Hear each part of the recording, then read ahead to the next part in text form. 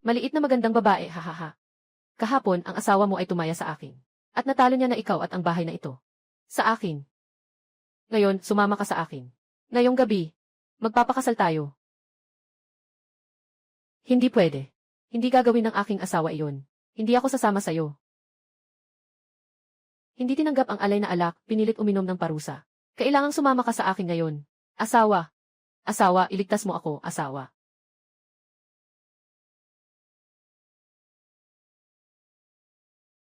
Saan ito? Asawa. Gising ka na. Mas mabuti ka na ba? Nakalipat ako ng mundo. Naging isang magsasaka. Kamakailan lang, dinala ako ng iba para uminom.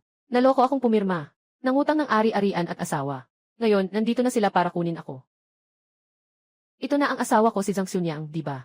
Ang ganda talaga. Oy, Kinki. Buhay ka pa pala. Ito ay, pinapapirma akong magpautang. Ibebenta ang asawa. At ang bahay si Cao Yufu. Babaeng dalaga. Kahit gumising ang asawa mo. Hindi ka pa rin niya mapoprotektahan. Sumama ka sa akin. Tinitiyak ko sa iyo ang kayamanan at karangyaan. Na walang katapusan. Kung mang-aapi ka sa babae ko, naghahanap ka ng gulo.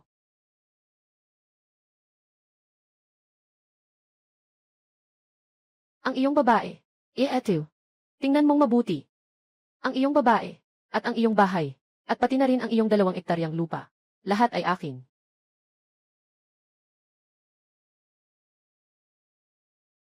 Anong resibo? Bakit hindi ko nakita? Layo ka. Hoy, bata. Akala mo ba kapag pinunit mo ang utang, hindi mo na kailangang bayaran? Sasabihin ko sa'yo, hindi pa tapos ang usapan natin. Mahal ko, tutulungan kitang ayusin ang mga gamit mo. Dali ka nang tumakbo. Hindi na kailangan. Xunyang, tiyak na mababayaran ko ang utang na ito. Paano mo naman malalaman kung paano kumita ng pera? Nabaliw ka ba dahil sa kanya? Aking kahabag-habag na asawa. Xunyang, maniwala ka sa akin. Tiyak na magkakaroon ka ng magandang buhay. Ngayong gabi, magluluto ako ng isda para sa iyo. Para makabawi ka, 12 kuan na pera. Hindi ito magiging hadlang para sa akin na naglalakbay sa panahon. Sa panahong ito, tumataas ang tubig sa Kingshuihe. Tamang-tama ang panahon para sa pangingisda. Ang paggawa ng lambat ay sobrang hirap. Kailangan kong makahanap ng tulong. KJ, anong ginagawa mo dyan? Saktong-sakto ang dating mo. Halika, tulungan mo ako. Bibigyan kita ng 5 tanso. Ibibigay ko ulit sa'yo ang isda. Kuya Ki, huwag mo naman akong pagbiroan. Ngayon, alam na ng buong baryo na sobrang salat mo, na kahit 1 tanso, di ka makakuha. Dashuang, kahit nawala akong pera ngayon, pero malapit na akong magkaroon ng pera. Naniniwala ka ba? Dashuang, sabi mo, sa relasyon natin, magsisinungaling ba ako sa'yo? Hindi. Nga, wala ka namang ginagawa ngayon. Tulungan mo akong hatiin itong mga kawayan. Para maging mga piraso. Madali lang ito para sa'yo, di ba? Ganito lang kadali ang trabahong ito. At may bayad pa. Baliw ka ba kung hindi ka gagawa? Kuya Ki, hindi ako bobo. Gagawin ko. Mabilis, pakiusap. O ay, sino ang nanloko ng mga bobo dito? Bobo at malaki. Huwag kang maloko ng batang si Kinki. Ginagawa ka niyang libreng manggagawa. Tumigil ka. Huwag mong hadlangan ang pagkain ko ng isda. Hoy, sinasabi ko sa'yo, hangal na malaki. Tumigil ka. Tungkol kay Kin, huwag kang magpakasaya masyado. Ngayong gabi, kung mapapayagan ang hangal na malaki, hindi makakain ng isda at karne. Tapos ka na ngayon. Hindi mo na kailangang mag-alala dito. CJ, nandito lang ako ngayon at maghihintay. Tingnan natin kung paano ka matatapos mamaya.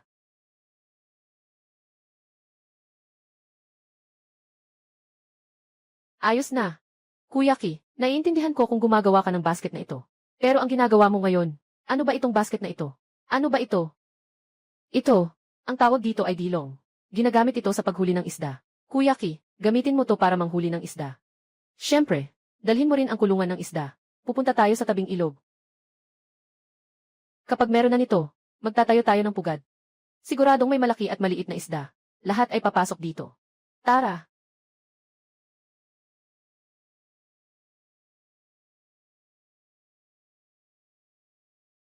Kuya Ki, hindi mo pa nga kayang pakainin ang sarili mong pamilya. Tapos gagamit ka pa ng cornmeal para haluin sa bulit bilang pain sa isda. Hindi ba sayang yan? Hindi nasasayang kahit kaunti. Tawag ko yan ay matalinong puhunan. Ano ang tinatawag na makatuwirang pamumuhunan? Dashuang, huwag nang magtanong. Sumunod ka kay Kije. Siguradong may isda kang makakain ngayong gabi. Tanga, Dashuang. Sinasabi ko na nga na, naloko ka ni Kinkin na batang iyon, di ba? Bakit ka pa nakikipaglaro sa mga butas? Anong ginagawa mo sa lambat? Yung mga isda, akala mo ba pareho sila sayo? Mga tanga rin ba sila? Kaya ba nilang pumasok sa lambat ng mag-isa? May isda ba? Malalaman natin kapag oras na ng pagkuha. Umuwi na si Dashuang. Pumunta ka sa akin para mag-ukit ng mga bulong. Gumawa ng tali mula sa damo. Presyo ng buhay na isda. Mas mataas pa sa patay na isda ng doble. Para hindi mamatay ang isda, kailangan mo pa rin ang gamit na yun. Anong ibig sabihin nito? Dashuang, sundan mo lang si Jikyang. Kapag kinolekta na ang lambat mamaya, ituturo ko sa iyo kung paano gamitin ito.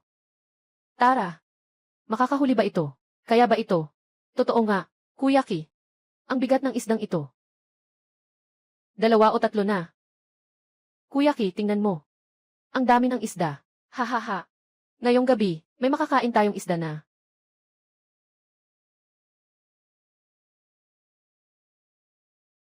Kuya Ki, tumingin ka ng mabuti. Ang daming isda. Kuya Ki, ngayong gabi natin. Kakain tayo ng isda. Kumusta? Dashuang, hindi ka niloko ni Kuya Ki, di ba? Mula ngayon, huwag kang mag-alala. Sundan mo lang si Kuya Ki. Mula ngayon, araw-araw kang kakain ng karne. Makakakuha ka ng mga barya. CJ. Sige, tayo na. Ano ang susunod? Susunod, gagamit tayo ng teknik na panaisda. Para itali ang mga isdang ito. Bakit natin itali? Gamit ang paraang ito, masisiguro natin na ang isda ay hindi mamamatay sa loob ng 3 araw. Ang galing naman. Bilisan. Ayos. Pangalan Kin.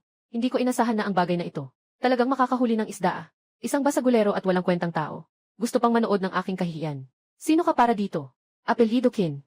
Kailangan mo akong bigyan ng bahagi ng mga isdang ito ngayon. Kung hindi, hindi tayo matatapos sa usapan na ito. Bakit? Si Mayor Gao. Ayaw kang bigyan. Gusto mo pa ring pilitin kahit hindi pwede. Nga. Ang tatay ko ay isang opisyal. Payo ko lang sa'yo, mas mabuti pang mawalan kaysa masira ang buhay. Nga. Kin ang apelyido mo. Lahat ay gumagamit ng tinidor para tusukin ang isda. Kahit buong araw, kakaunti lang ang nahuli. Kung ganoon bigla, ang dami mong nahuli. Paano pa kami? Huli ng isda sa susunod. Tama, nga. Paano na kami huli ng isda? Ang ilog ay para sa lahat. Ngayon, ang mga isda mo ay kailangang hatiin para sa lahat. Kailangang isama kami. CJ, basta't lahat tayo ay handang tumulong sa akin na bayaran ang 12 pirasong tanso na utang ng pamilya. Itong mga isda, pwede nating ibahagi sa lahat. Ang ganda ng iniisip mo. Ibebenta ko lahat ng isda na ito. Hindi aabot kahit isang copper coin. Para kang walang hiya, binibigay mo ang mukha mo. Ay naku. Sasabihin ko sa'yo, ngayon, kahit anong mangyari, kailangang hatiin ang isda. Kahit anong gawin, kailangang hatiin. Subukan mong gambalain si Kijiko. Lasiw, yung Kin. Kung ayaw mong hatiin ang isda, okay lang. Ipapayag mo si Zhang Xiunyang na makipagkatabi sa akin magdamag. Sa utang na ito, isara na lang natin ito. Kinke, kung aakyatin mo ako. Ano kung sampalin kita? Tigil na, tigil na. Tigil na, kuya. Kuya, ang galing mo talaga. Mga kababayan, alam niyo na ang kalagayan namin. Alam niyo na rin. Itong mga isda, para bayaran ang utang namin. Sa ngayon, hindi maibigay sa lahat. Ngunit, kapag nalampasan na ng pamilya namin ang pagsubok na ito, tinitiyak ko, na hindi ko ito itatago. Lahat ng pamilyang narito, ay magkakaroon ng isda. Sige na, Batang Kin, dalhin mo ang mga isdang ito para pambayad ng utang. Hindi namin kinukuha ang mga isdang ito. Nga, talagang mahusay ang pagkakagawa ng plano mo. Pero hindi rin ito garantisado, na araw-araw ay may isda na papasok, at bawat bahay ay may makakain na isda. Tama na nga. Tara na. Uwi na tayo. Kuya Ki, sinuntok mo si Maergo ngayon, sa kanyang ugali na laging naghahanap ng ganti. Kailangan nating maging maingat sa mga susunod na araw. Dashuang, alam ko na. Huwag ka nang mag-isip ng masyado. Ilagay natin ang mga lambat sa ilog. Bukas ng umaga, uhulihin natin ang mga isda. Ngayon, umuwi na tayo at kumain ng isda. Sige, kuya. Xiunyang, tingnan mo, ngayong gabi, kakain tayo ng isda. Mahal, yung mga isda at hipo na ito, lahat ng ito ay sayo ng huli. Ay, may hinati pa nga akong ilan para kay Dashuang. Pinapagawa ko kay tatay ni Dashuang. Naayusin ang mga gamit. Asawa, ang galing mo talaga. Xiunyang, magpahinga ka muna dito. Ako naman ay magluluto. Hoy, asawa. Hindi pwede yan. Ikaw ang ulo ng bahay. Ang pagluluto ay trabaho ng babae. Sino ang nagsabing ang lalaki ay hindi pwedeng magluto? Pero, ganoon naman ang lahat. Kahit ano pa man ang sitwasyon nila, sa amin wala kaming ganitong patakaran. Xiunyang, sandali. Ilagay mo ang natitirang isda. Tapos hintayin mo na lang ang pagkain.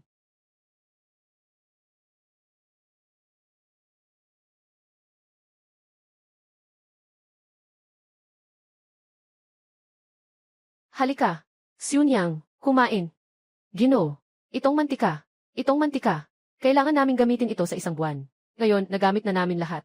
Baka hindi na maganda ito. Huwag kang mag-alala, Xiunyang. Sa susunod na panahon sa bahay natin.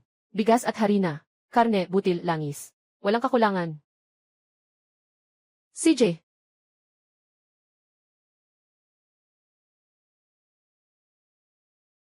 Mahal, sobrang sarap nito. Kain pa tayo ng isa. Xiunyang. Sa mga susunod na araw natin, lalo pang gaganda. Esan.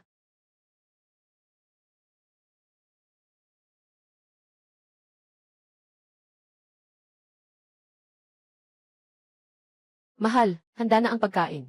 Maghugas tayo. Kain na tayo. Xiunyang, ito. May problema ba? Halos makalimutan ko na sana. Wala pang toothbrush at toothpaste noon. Diretsong ginagamit ang daliri para mag-toothbrush. Para na ring toothbrush. Mukhang kailangang isali na sa plano ang paggawa ng toothbrush at toothpaste. Kailangan na nating ayusin ito. Xiunyang, pakikuha nga ng asin para sa akin. Magdala ka rin ng 2 sanga ng wilya. Sige po.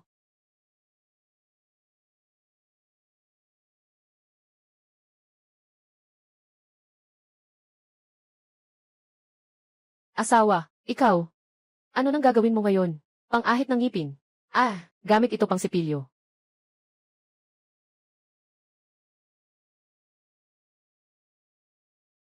Xiunyang, subukan mo rin.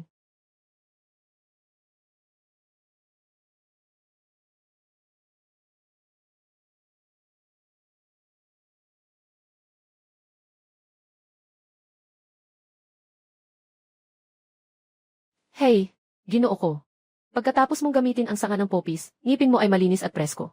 Talagang kamangha-mangha. Nakakagulat talaga. Ay, saan ka pa? Hintayin mo akong gumawa ng tunay na toothpaste at toothbrush. Diyan pa lang magiging komportable. Kapatid Ki. Kapatid Ki. Ito ang pinagawa mo sa tatay ko. Tulungan mo akong makakuha ng manipis na bakal. At yung malaking karne na pinabili ko. Nandito na lahat. Jage, hindi ako nagmamayabang. Ang galing ng tatay ko na si Lirusong sa pagyoyosi. Sa atin sa Dayfeng, yan ang pinakamagaling. Walang duda sa galing mo. Pero ang antas ng pagkatunaw nito. Sige na lang, Dashuang. Sa ibang araw, tutulungan ko si Tio Rusong na ayusin ang bellows para mas madali sa susunod, gumamit ng bagay para gumawa. CJ, huwag kang nakatitig, kumain ka na.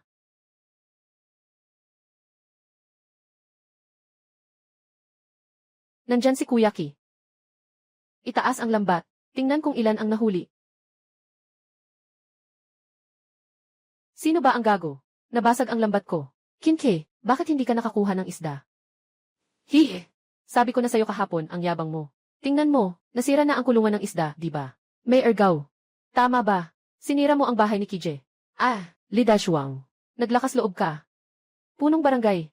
Sinira ni May Ergaw ang bahay namin. Nakita mo mismo. Wala. May nakakita ba? Wala naman. Walang nakakita. Bakit mo sinasabi na si Ergauzi namin ang may gawa nito? Siya lang ang nakakaalam ng buong lokasyon ng 4 nating bitag. Walang saksi o ebidensya. Sinasabi mong kami ang may gawa nito. Ito ay tinatawag na paninirang puri. Dadalin ka sa munisipyo. Paparusahan ka ng 31 palo. Biyaya na nga lang sa'yo, bata ka. Ikaw. Daizhuang. Hayaan mo na. Ngayong gabi, hindi na tayo manghuli ng isda. Dadalin kita ng kuya mo. Sa mas kakaibang bagay. Halika, Dashuang. Gayahin mo ako. Isuot mo ang karne. Sa ibabaw. Iniji. Ito ay, mga dekalidad na baboy na liempo. Dzang. Sumunod ka lang sa akin. Oy. Itong kalokohan na ito. Kinke, nakikita ko na. Sa huli, mapupunta rin sa luma na mag-aaral na may ari-arian. Sa kawalan, yung pasaway na anak. Kinji, ano ba ang ginagawa natin dito? Nanghuhuli ng pagong. Nanghuhuli ng pagong. Hindi ba lahat ng huli ng pagong? Ito ang unang beses kong marinig na pwedeng hulihin ang pagong gamit ang pain.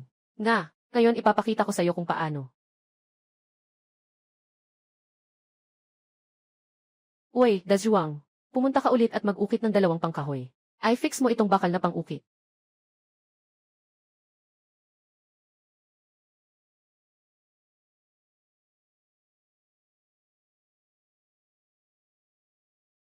Jage, matagal na tayong naghihintay. Sigurado ka bang kaya mo? Uy, Dajuang. Yung mga lambat kahapon. Nahuli mo na ang isda. Nahuli na. Ano pa ang ipinag-aalala mo? Hihi. Kuya, hindi ko naman pinagdududahan ang iyong kakayahan. Sinasabi ko lang na. Napakakahanga-hanga. Ay, tama. Hindi mo pa nakita. Normal lang na makaramdam ng pagkabighani. Malapit na ang oras. Maaari nang manghuli ng pagong. Yohei. Ay, Dajuang. Huwag ka nang magpakauto-uto dyan. Ay, talagang tuko. Talagang tuko. Kije. Bago pa lang ako. Nakakita ng ganitong kalaking tuko.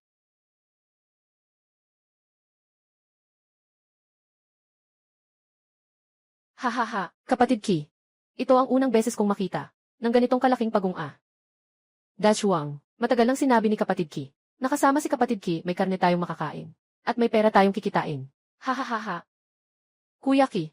Bukas-bukas. Anong gagawin? Dajuang, bukas. Maghanap ka ng ilang matalino. Dalhin natin ang mga isda at hipon na nahuli natin itong 2 araw. Sa palengke. Si Ki ang magdadala sa'yo para gumawa ng malaking negosyo. Si J, Kai, bahala na ako dyan. Pero, Kai, alanan, sa mga susunod na araw, nanghuhuli tayo ng isda at nakakakuha ng mga talangka. Ngunit, 10 kuwang na tanso lang. Kulang pa ito ng 2 kwarto para umabot sa 12 kwarto.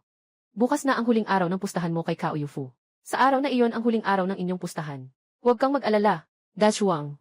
Alam ko ang aking gagawin. 12 kwarto lang na tanso. Sapat na iyon.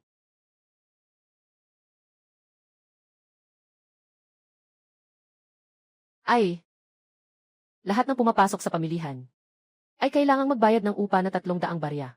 Punong tagapamahala, pwede bang hintayin mo muna akong maubos ang mga isda, hipon at pagong na ito bago ako magbayad? Walang pera. Hindi pwede yan. Pagkatapos, bibigyan pa po kita ng 300 wen. Wala akong pera. May intindihan naman po yan, di ba? CJ, oy, pagkatapos mabenta, kailangan mo talagang bayaran ako. CJ. Kuya Ki, sa totoo lang kung bibigyan mo lang ako ng dagdag na 100 barya, sapat na. Bakit mo binigay ng ganito karami? Nga, Kuya Ki. Kahit na kailangan nating maghintay hanggang pagkatapos maibenta ang isda at pagong, diyan mo lang mababayaran ang upa ng pwesto. Hindi naman siguro tataas ng doble. Dito sa pamilihan na ito, ang pinakapangunahing tao ay ang tagapangasiwa ng pwesto. Maganda kung makipag-ayos ka sa kanya. Makakatulong ito sa hinaharap.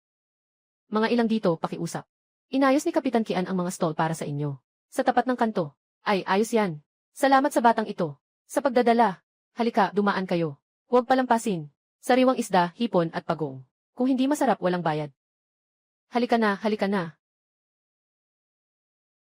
Boss, magkano ang isdang ito? Mas maliit, 20 sentimo. Mas malaki, 30 sentimo. Kung mas malaki pa, 50 sentimo na. Kunin ko ng maliit. CJ. Tindero. Paano ang presyo ng hipon at pagong? Tindero, ito po. Sariwa ang isda at hipon. Pipili ako ng malaki. Para sa anak ko, para magpalakas siya. Huwag magmadali, huwag magmadali. Lahat meron, ha? Huwag magmadali, huwag magmadali. Halika, halika, mag-ayos na kayo sa pila. 10 at 7, 10 pera. Bawas ang 3 bahagi. Buwis sa transaksyon. At sa kayong napagkasunduan sa punong tanggol. 600 pera. May natitira pa tayong 10 guan at 70 pera. Naku po. 10 guan at 70 pera. Ang aming maliit na baryo. Maliban kay Mazenggo na ang leader. Ay naku, walang makakapaglabas nito. Ang daming pera ah. Pero, may utang si Kiji kay Kao Yufu. Na 12 guan. Ngayon kahit na ilagay ang 10 guan na ito. Sa huli, kulang pa rin tayo ng halos 2 guan. Ito ay tungkol sa pangingisda at pagkuha ng pagong. Talagang kumikita ito. Ngunit, Ngayon ang huling araw na. Wala nang oras. Kapatid Ki, may 300 wen pa ako sa bahay. Kung hindi, mga kapatid, ihahatid ko sa'yo. May 420 barya rin ako sa bahay. Ilalabas ko muna, para makasagot ka sa pangangailangan, hindi ba? Dashuang, nakalimutan niyo ba? Sinabi ko sa inyo, malaking negosyo ito. Talagang totoo yan. Siyempre. Naman, gamitin ninyo ang perang ito para bumili ng dilaw na agarwood at almizcle, sandalwood, liling siyang. Pagkatapos ay bumili pa ng ilang sukha. Pulot. Hanggang sa maubos ang perang ito na ginastos ko. At ako naman. Maghuhulog ng renta sa isang bakuran. Magandang simula ng trabaho. Kuya Ki. Kahit na yung kinita mo sa pangingisda, hindi pa sapat pang bayad sa utang. Magkakasama-sama ang mga tao para tulungan ka. Para mapunan ang kulang. Kaya hindi mo na kailangang mag-alala, magpakaabala ka na lang. Pumunta na sa ibang negosyo. Na, Kuya Ki. Tingnan mo ngayon. Huling araw na ito. Tapusin muna natin ito. Kayo. Ganyan din ang iniisip. Magtiwala kayo sa akin. Basta makuha lang natin ang mga materyales na ito at mapalago ang negosyo. 12 pirasong tanso lang. Parang isang patak lang sa dagat. Ito ay Kapatid Ki. Naniniwala kami sa iyo. Pero Kapatid Ki, tama na ang tungkol sa pag-upa ng bahay. Noong panahon ng tatay ko, nang siya'y umatras sa digmaan, nagkaroon siya ng ari-arian sa loob ng munisipyo. Narinig ko na ito ay iniwan ng isang tagapatay ng baboy. Ay, hintayin mong matapos ang pagkain. Dadalhin ko kayo para tingnan. Ang tagapatay ng baboy. Tama lang. Ay. Kuya, nagtatrabaho ka ba? Hindi ito katulad ng iba. Kapag nalugi ka, hindi ba't itinutulak mo si Kije papunta sa kapahamakan? May dahilan si Kije sa kanyang ginagawa. Siyempre, may dahilan siya.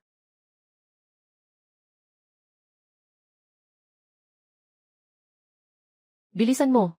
Ilagay mo lahat ng pulbos na giniling mo sa loob. Anong biro yan? Iyan ay 10 kuan ang halaga. Kung magtatagal ka pa, masisira yan. Dali, dali.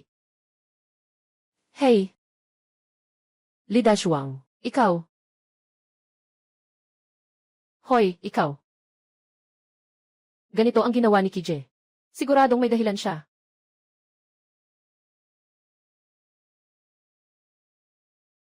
Sige na. Kije, ano ba ang ginagawa mo? Pasta ng ngipin. Ano? Para ito sa pagsisipilyo ng ngipin. Gamitin mo ito sa pagsisipilyo. Nakakapresko ng isip. Mabebenta ba ito ng mahal? Ngayon, ang mga tao, hindi na makakabili ng pagkain. Sino ang gustong gumastos ng malaki para bilhin ito? Hindi masama. Huwag maliitin ang toothpaste na ito. Ito ay para sa kasalukuyang panahon. Para sa mga mayayamang tao. Isang luho. Hindi ba ang mga mayayaman ay Gumagamit ka ba ng asin sa pagsisipilyo? Sino ba ang magbabayad ng malaking halaga para dito? Ito ang mundo ng mga mayaman. Hindi nyo alam. Dalhin mo. Dalhin mo ang perang ito. Bumili ka ng ilang garapon para sa akin. Palitan ang damit. Ayusin nyo na. CJ, dalhin natin ang toothpaste. Umalis na tayo. Magbenta ng toothpaste sa pamilihan. Hindi ko alam kung sino itong binata na bumisita sa maliit na tindahan. Ano nang kailangan ninyo? Patawagin mo ang inyong tagapamahala. Hindi mo pwedeng pakialaman ang aking mga gawain. Opo. Pasensya na po at hindi ko nakita agad. Hetong gagawin ko. Ipapatawag ko na ang tagapamahala.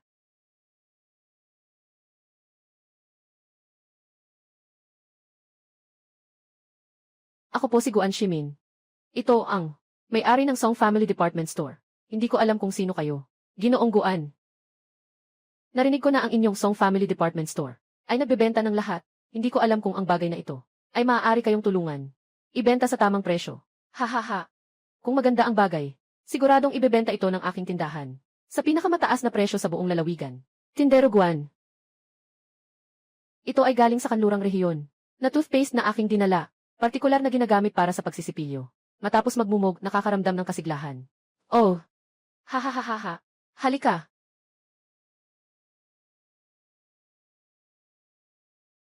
Mahal na binata, talagang kamangha-mangha ang toothpaste na ito. Ganito, bibigyan kita ng isang garapon ng pera. Ano sa tingin mo? Ginoo Ginang Guan, hindi ba't nakikipag-joke ka sa akin? Nakangiti ka lang ba? Kung ganon, Ginoo Ginang Guan. Wala kang sinseridad. Kung ganon ang negosyo, wala nang saysay pang pag-usapan pa. Kaibigan, maghintay ka. Kaibigan, sandali lang. Ganito na lang. Bawat palayok, bibigyan kita ng 3 pilak. Hindi, paano kung 5 pilak? Umalis na. Oy. Pero ang 5 kuan ay kaya pang ilabas. Pinakamataas na presyo. Sa totoo lang, ang sinasabi mo ay isang bagay na pang-ipinang na nasa buong merkado ng Sichuan. Pinakamataas na maibibenta ay 6 na kwartang pera. Kahit na mataas ang mga mayayamang negosyante, hindi naman sigurado na bibili sila. Sa buong bayan ng Duchuan, kaunti lang ang makakabili. Sa buong Lanjun, buong Dafeng. Saan man ilagay, ito ay isang bagay para sa pagsisipilyo. Ito ang pinakamataas na presyo nito. Hindi mo ito may tuturing na luho sa araw na ito. Mayroon akong 50 lata dito. Maaari kong sabihin na sa buong Dafeng. 5 lata lang ito. Sa buong lalawigan ng LAN, walang makakagamit nito. Dahil ang mga ito ay para lamang sa mga hari, maharlika at general. Kung ipagbibili mo ang mga ito sa iyong nakatataas, pagkatapos ay iaalay sa hukuman. Alam mo ba, ano ang ibig sabihin nito? Ngayon, iniisip pa ba ni Tindero Guan na mahal ang 6 na pilak? Mahal ba? Tama ang sinabi mo.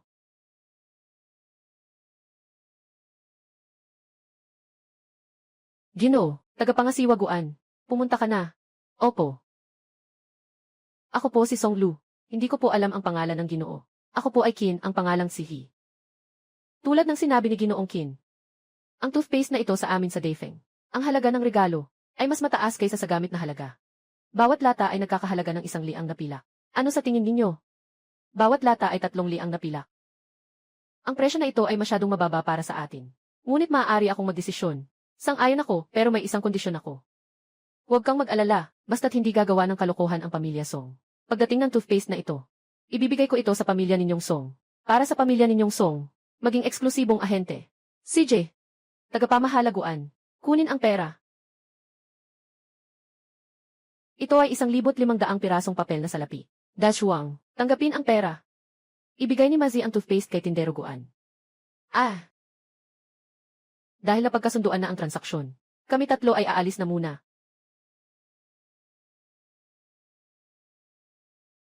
May kakaiba. Mukhang maraming alam itong si Ginoong Qin. Malawak ang kanyang kaalaman. Ngunit ang mga alila ay tila kulang sa karanasan. Parang hindi pa nakakita ng ganitong kayamanan. Ginoong Guan, pakiusap, mag-ingat ka. Tungkol sa Ginoong Qin na ito, mabuti na lang sana kung malaman mo ang kanyang tunay na pagkatao. Sa wakas, nakabalik na si Kije. Hindi mo alam. Nasa department store ako. Nakakakaba talaga. Hindi ko inasahan. Yung mga mayayaman, handang gumastos ng ganong kalaki. Bumili ng ganitong bagay. Hindi lalampas sa 10 kuan ng materyales. Pagkatapos ay 150 pilak. May natirang toothpaste pa. Kung araw-araw gagawa ng ganitong toothpaste. Pansamantala, hindi muna magbebenta ng toothpaste. Kung ang buong kalye ay puno ng toothpaste, hindi na ito magiging mahalaga. Ang halaga ay nakabatay sa kakulangan. Kaya't ang mga binili ni Kije para sa atin, na mga raw materials, ay para gawin ang mga bagay na wala sa Dafeng. Di ba? Siyempre, kaya't dapat ninyong hawakan ito ng mabuti. Sundan ninyo ako. Laging mas marami ang inyong kikitain. Susunod, ibibigay ang inyong sahod. Dashuang, nagsimula siyang sumunod sa akin. Ibibigay ko sa iyo ang 40 kuan. Mamaya na, Mazi. Ibibigay ko sa iyo ang 20 kuan. Huwag mag-alala, Kije, mula ngayon. Ikaw na ang kapatid ko. Sino mang mangbuli sa iyo? Makikipaglaban ako para sa iyo. Ganoon din ako. Mas mabuting maglakad pa uwi. Ay, Kinki. May problema. Dinala ni Kao Yufu ang mga tagapag-aresto. Sa bahay ninyo. Sabi nila dadalhin si Xunyang. Tayo na.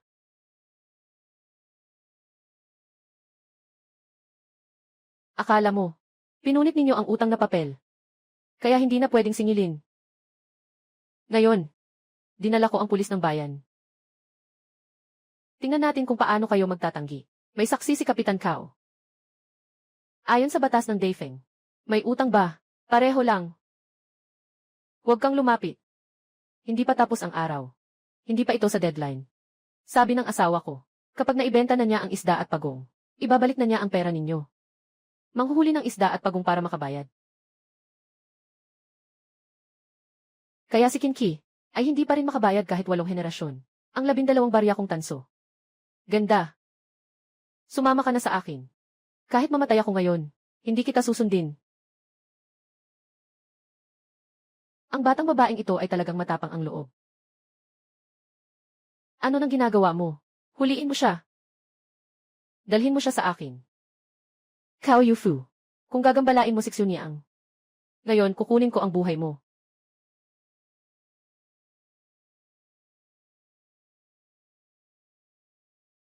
Cao Yufu. Akala ko, mas mabuting gumastos para maiwasan ang kapahamakan. Ngunit kung saktan mo ang aking asawa, huwag mong sabihin ang 12 piraso. Kahit 1 sentimo, ay hindi ko ibibigay sa iyo. Siyempre. Kaya't sundin natin iyon, na nakasulat sa utang. Mga bahay at lupa. At ang babaeng ito, ay akin na lahat. Huwag kang mag-alala, Xuniang. Hindi kita ipapasa sa iba. Tingnan mo kung paano ko siya aayusin. Narinig niyo ba lahat? Yung mahirap na batang ito. Gusto pa akong ayusin. Ang opisyal na ito.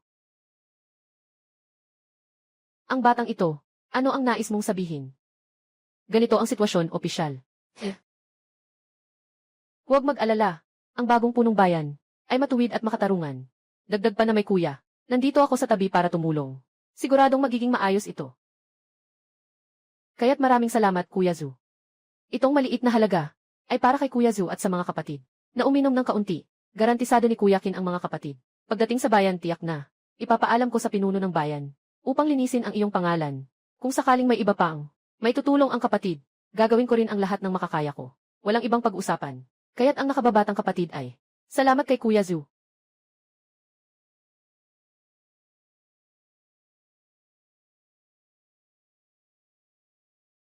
Kapitan Cao, narinig ko na ang tungkol sa nangyari.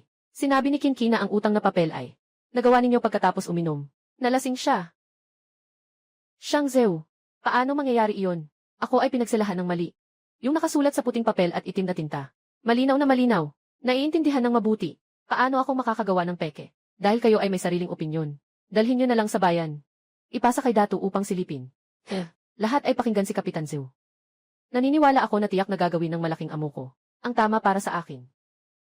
Tara. Kinke, ipapasa mo ang bayad at tao. Ayaw mong gawin. Maghintay ka na lang ngayon. Para mapalo ka. Tara. Mahal. Mula pa noon, hindi nakikipaglaban ang mga tao sa mga opisyal. Kahit pa ang utang, ay pek ni Cao Yufu. Pagdating sa hukuman ng bayan, kahit ang puti masasabing itim. Shouniang, magtiwala kayo. Zhang Mazi. Ay. Huwag kayong mag-alala. Pagbalik ko, sabay-sabay tayong kakain. Kain ng karne gamit ang tanso na barya. CJ.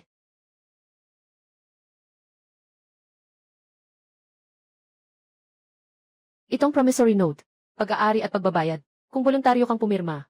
Oh, ikaw ay lasing at nagsinungaling. Mag-isip kang mabuti. Kung mahuli kami, nalaman na ito ay peke. Batas, kayo ay nagtatago ng mga kriminal. Batas, dapat silang lahat ipakulong. Ang makatarungang hukom ay makikita ito. Lahat ng ito ay dahil kay Cao Yufu. Ang utos ay galing sa kanya. Gino, tiyak na siya ang nag-utos sa amin. Para lasuin si Kinki. Para gumawa ng peke na sulat.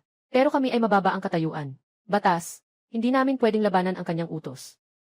Gino, inosente po ako. Cao Yufu, batas, may ebidensyang tao at bagay. Batas, hindi ka pwedeng magpaliwanag. Tawagin ang mga tao. Ibigay si Cao Yufu. 10 palo sa akin. Alisin sa tungkulin bilang pinuno ng istasyon. Ginoong Alkalde. Hindi mo maaring gawin yan. Nagtatrabaho ako para kay Ginoong Song. Anong Ginoong Song? Gumagawa si Ginoong Song. Kailangan pa bang hanapin ang katulad mo? Puno ng kalokohan. Ihila na. Inuusig mo ako, Ginoong County. Ginoong County. Mr. Song. Baka siya yung nang api sa akin, si Song Ziqian. Kapitki. Sa tingin ko, hahayaan mong ang lolo ng bayan. Paghampasin si Cao Tingxiang ng palo. Mula ng malaking bayan na ito. Siguradong ikaw ang unang. Ako ang nakatanggap. Inumin ko ang isang baso para sa'yo. Ay naku. Kailangang sabihin pa ba iyon? Anong posisyon ni Kuya Ki? Kung hindi siya naipit ng iba, siya ang nanguna sa pagsusulit. Kapag nakikita ang gobernador, hindi na kailangang lumuhod. Tiyak na ang iyong mga salita ay nakapagpabago kay Kapitan Zhu. Kaya siya nagpasya. Natulungan tayo, di ba? Masyado pa ring naive. Hindi ba't, May iba pang dahilan. Pera. Pilak. 11 leyang. Kapatid na Ki. Bakit ka kukuha ng ganong karaming pera? Tama, kapatid na Ki. May natira pa ba? Ibigay kay Cao Yufu. 12 guwan na tansong. Ito lang ang naipon namin. Sa tingin nyo ba, marami na yon? Kuya Ki. Sa bayan natin, maliban kina Cao Yufu at Malaizeng, ang natitirang tao, nagsusumikap mula umaga hanggang gabi. Naipon sa buong buhay. Ilang daang tanso lang. CJ. Kayo dalawa lang. Sumunod ng mabuti sa akin. Isang araw, maaabot nyo rin. Ang 12 pirasong pilak. Walang anuman. Oy, Qin Jiwan. Hindi kita nakita ng ilang araw. Ang taas ng tingin mo ah. Song Ziqian, hindi ka welcome dito.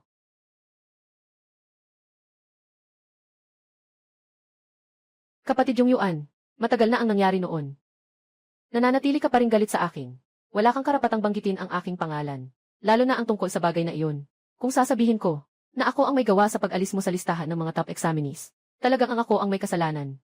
Wala pa rin ba akong karapatang banggitin ito? Nandito ka na naman para mag-away, hindi ba? Jing Fi, Kuya Yung Yuan, parehong sinabi ko, basta magbibigay ka ng papel ng diborsyo. At pakawalan si Xiunyang. Ang karangalan, kayamanan, pati mga babae, maibibigay ko sa'yo. Song Ziqian, may mukha ka pang banggitin si Xiunyang. Papatayin kita. Qin Ke, ikaw na walang silbi, nagmamalakas ka sa akin. Pabarilin mo ako ng todo. Huwag kang gagalaw. Kung gagalaw ka, si Kuya Ki ang lalaban. Unahin mo ang kamao ni Dashuang ko. Ipakita mo. Bata. Halika sa pamilya Song. Isang buwan ako. Bigyan kita ng tanso. Sumusunod ako kay Kuya Ki. Nahuhuli ng isda at pagong. Sa loob ng 3 araw, kumita ako ng 4. Ikaw sa isang buwan. Nagbibigay lang sa akin ng 1. Biro lang. Kailan ka nahuhuli ng isda at pagong? Kumita ng ganito karaming pera. Kung simpleng pangingisda at paghuli ng pagong lang. Siyempre, hindi kikita ng ganito kalaki. Si Kuya Ki ay gumagawa ng hindi. Galing sa kanlurang teritoryo. Mga bagay na dinala niya. Ang nagbigay sa atin ng malaking kita. 500%. Kayamanan mula sa kanluran. 500%. Binili namin ng toothpaste mula sa tindahan ng pamilya Song. Ikaw ang nagdala niyan. Naku. Sana ay nagamit ang toothpaste para lokohin ang pamilya Song. Ayos na ito. Lahat ay nasabi ni Dashuang. Kapatid Yung Yuan, matagal na tayong magkakilala. Ano pang West Region? Mga salitang panlilinlang lang yan. Sa pagitan natin, hindi na kailangang sabihin pa. Gusto ko ng receipt ng toothpaste. Presyo. Bahala ka nang magbukas. Ako ang bahala magtakda ng presyo. Siyempre. Gusto ko ng... Anong ibig sabihin nito? Walang katapusan. Inaasar mo ba ako? Inaasa talaga kita. Noon ikaw ang nag-utos kay Cao Yufu. Nalagyan ako ng gamot, at pinilit akong sumulat ng utang, ikaw iyon. Tama. Ano ngayon? Ano? Sige, ipapakita ko ang mga maruruming bagay mo. Magpapatawag ako ng isang grupo ng mga artista sa harap ng paaralan at kakantahin nila ito ng 3 araw at 3 gabi. Ano sa tingin mo? Maaari ka pa bang makakuha ng titulo? Kapatid na Yung Yuan, nakalimutan mo na ba kung paano mawalan ang pagkakakilanlan ng isang juren? Sa isang salita ko lang, tingnan mo ang sa county office. Yung mga teatro. Alin? Kakantahan kita. Kung ganon, gagawin ko na. Yung mga maruming bagay na ginawa mo, ipapaskil ko sa buong kalye. Hindi sapat ang 100 larawan, gagawin kong 200. Kaya ko pa. Yung matandang babae na may malaking tiyan. Sinasabing iniwan ka ng tuluyan. Pwede pa akong humanap ng isa, na matandang babae na malubha ang sakit, na nagsabing nilait mo siya. Pati pa, pwede rin akong humanap ng pulubi, na nagsabing nangyari ito sa kanya, dahil lasing ka. Tigil, tigil.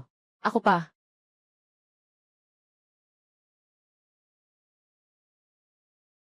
Ayos lang. Qin Ke, sang-ayon ako sa iyo. Hindi na kita tututukan sa hinaharap. At hindi na ako sasaktan.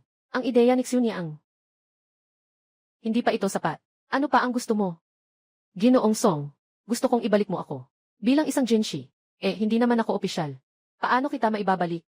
Kung ganun, iyon ay usapin mo na. Kung hindi mo magagawa. CJ, sasagutin kita. Madalas 3 araw. Ang mga kahihinatnan ng pagkaantala. Alam mo na. Sa loob ng 3 araw, tiyak na matatapos ko.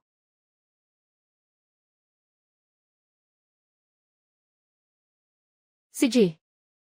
Si Song Ziqian, hindi katulad ni Cao Yufu. Ngunit ang ating county office ay isa sa mga pinakamayaman. Kung ganito ang gagawin mo sa kanya, baka sa hinaharap ay magkaroon tayo ng malaking problema. Ano bang masama dito?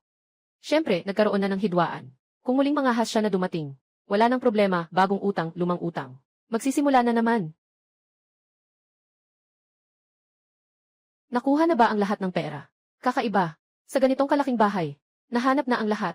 Ang kahon na ito ay biglang nawala. Dashuang, ito ba ang sinabi mo kahapon? At may nakarinig sa mga tao. Dahil dito ang ating pera ay napansin ng iba. Pasensya na, Kuya Ki. Hindi ko mapigilan. Yung si Song Zikian, na ginagago ka ng ganito. Ngayon, pinakamahalagang gawain natin ay hanapin ang pera. Sa ganitong maikling panahon, nagnakaw ng salapi. Sa in lang pwedeng nangyari. Yung mga taong yun. Kung ganito nga, naalala ko. Sa sulok sa silangan-silangan, yung taong nakaupo, narinig si Dashuang. Pagkatapos magsalita, napakaibang ng itsura niya. Ano kaya ang itsura ng taong iyon? Siguro, mga 1.8 metro ang taas. Malaki ang paa. Sobrang payat niya. Noong oras na yon, sobrang nakakapagtaka na talaga. Nga. Hindi ba iyon si Wang Dashuang? Si Wang Dahu ba? Simula pagkabata, palagi siyang umaakyat at bumababa. Hindi malinis ang kamay at paa. Hindi malinis ang kamay at paa. Noong nakaraang araw, dahil din sa pagnanakaw, napasampal na ako noon. Simula ngayon, huwag hayaang may lumapit. Sa kwartong ito, pumunta ka sa may-ari, at ipahaba, ng 1 araw ang renta ng bahay. Sobrang importante na sabihan ang may-ari ng tindahan, na huwag linisin ang kwarto. Pumunta ka sa palengke, hanapin mo ang pulbos ng plaster, maghintay ka sa pansyon. Kuya Ki. Ikaw naman, ako naman. Ipakita mo ang kahalagahan ng 11 liang na salapi.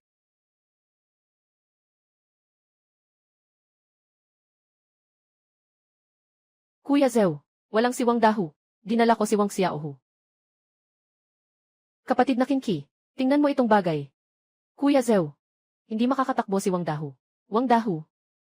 Alam kong nasa paligid ka. Ayon sa batas ng Dafu, ang pagnanakaw ay may kasamang parusa sa buong pamilya.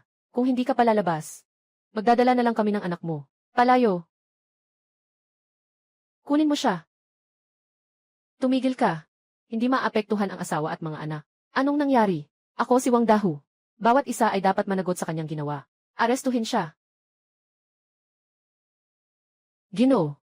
Lahat ng bagay, kailangan may ebidensya. Ebidensya.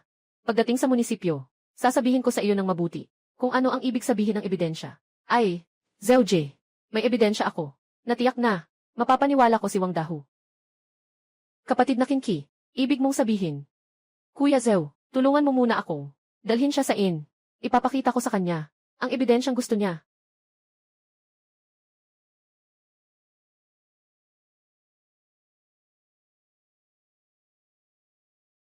Kuya Ki, nakalock na ang pinto. Yun nga, pinagmamasdan namin pareho. Walang pumapasok. Walang pumapasok. Ay, goma. Binili ko na. Mazi, ihulog mo itong gatas sa loob ng bahay. Siguraduhin na magpapabuhos ka mula sa isang side. Huwag talagang tumapak sa gitna. Pantay-pantay ang pagwiwisik. CJ.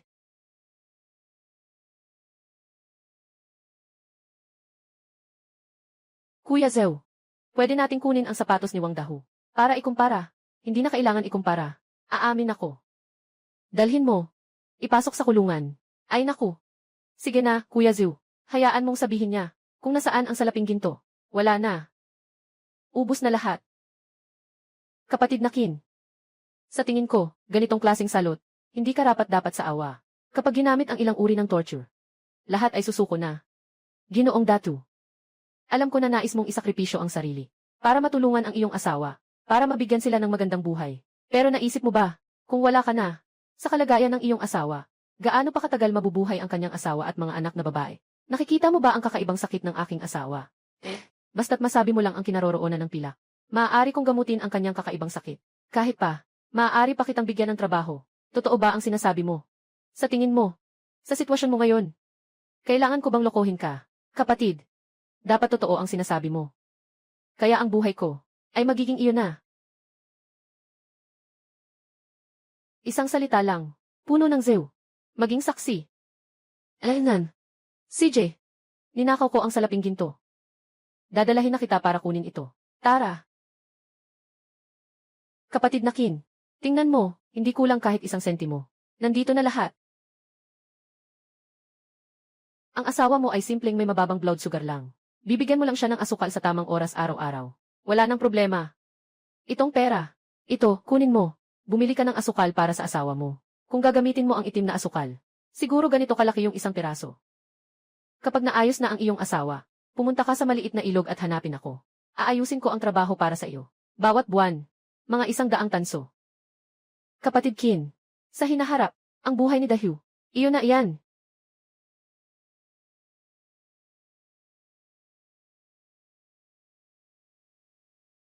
Xiaoqi.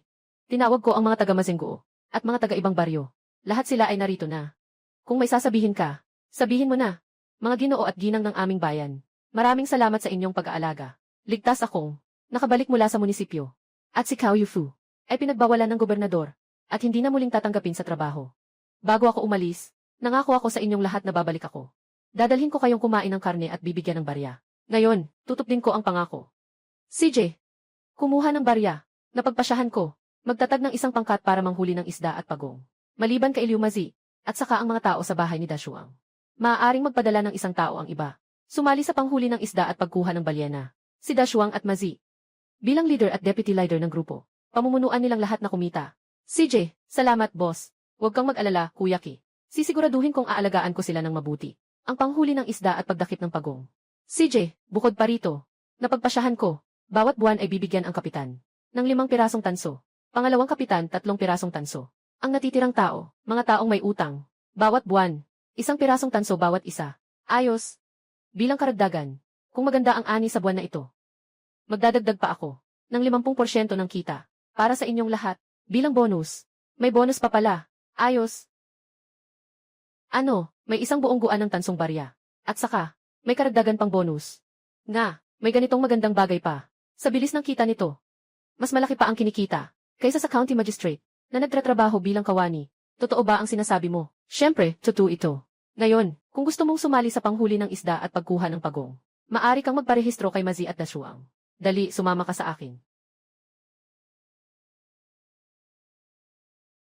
Ang trabahong ginagawa ng panghuli ng isda at pagkuha ng pagong ay ang pinakapangunahing, walang halaga. Susunod, ibigay ito kay Uncle Rusong. Mas mahalagang gawain. Ay naku. Anong nangyari? Sabihin mo, bawat buwan, lahat kayo ay maaaring makakuha ng 2 pirasong tanso bilang pinakapayak at hatiin ito. Tulad ng koponan ng pangingisda at paghuli ng pagong. Pinapangako ko, mas malaki ang kikitain kaysa sa koponan ng pangingisda at paghuli ng pagong. Marami pang higit. Xiaoqi, anong nangyari? Hindi ba ito labag sa batas? Siyempre, ito ay isang lehitimong negosyo. Ngunit, mayroon akong magandang alok. Ngunit may isa akong hinihingi. Sige, sabihin mo, Xiaoqi. Tungkol dito sa bagay na ito, dapat ito ay lubos na lihim. Huwag hayaang malaman ng iba. Magtiwala ka. Kahit si Dashuang at ang nanay ko, hindi ko sasabihin. Xiaoqi, nangangako ako. Itatago ko ito sa puso ko. Hindi susunod. Sampal ng 5 kidlat, walang magandang kamatayan. CJ, mamayang gabi sa oras ng baboy, dumating kayo sa bakuran na ito. Ituturo ko sa inyo kung paano gawin. CJ. Okay, tara na. Itaga mo sa lihim. Sa oras ng baboy mamaya. Kinke. Dahil ayaw mong imbitahan ako. Wala kang balak na pasayahin ako. Kaya't huwag kang umasa na magiging masaya ka rin.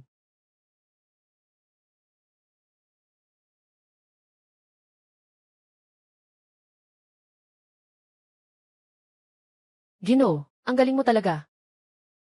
Ay, huwag mong tingnan ako ng ganito, na parang fanboy o fangirl. Ako'y magiging proud.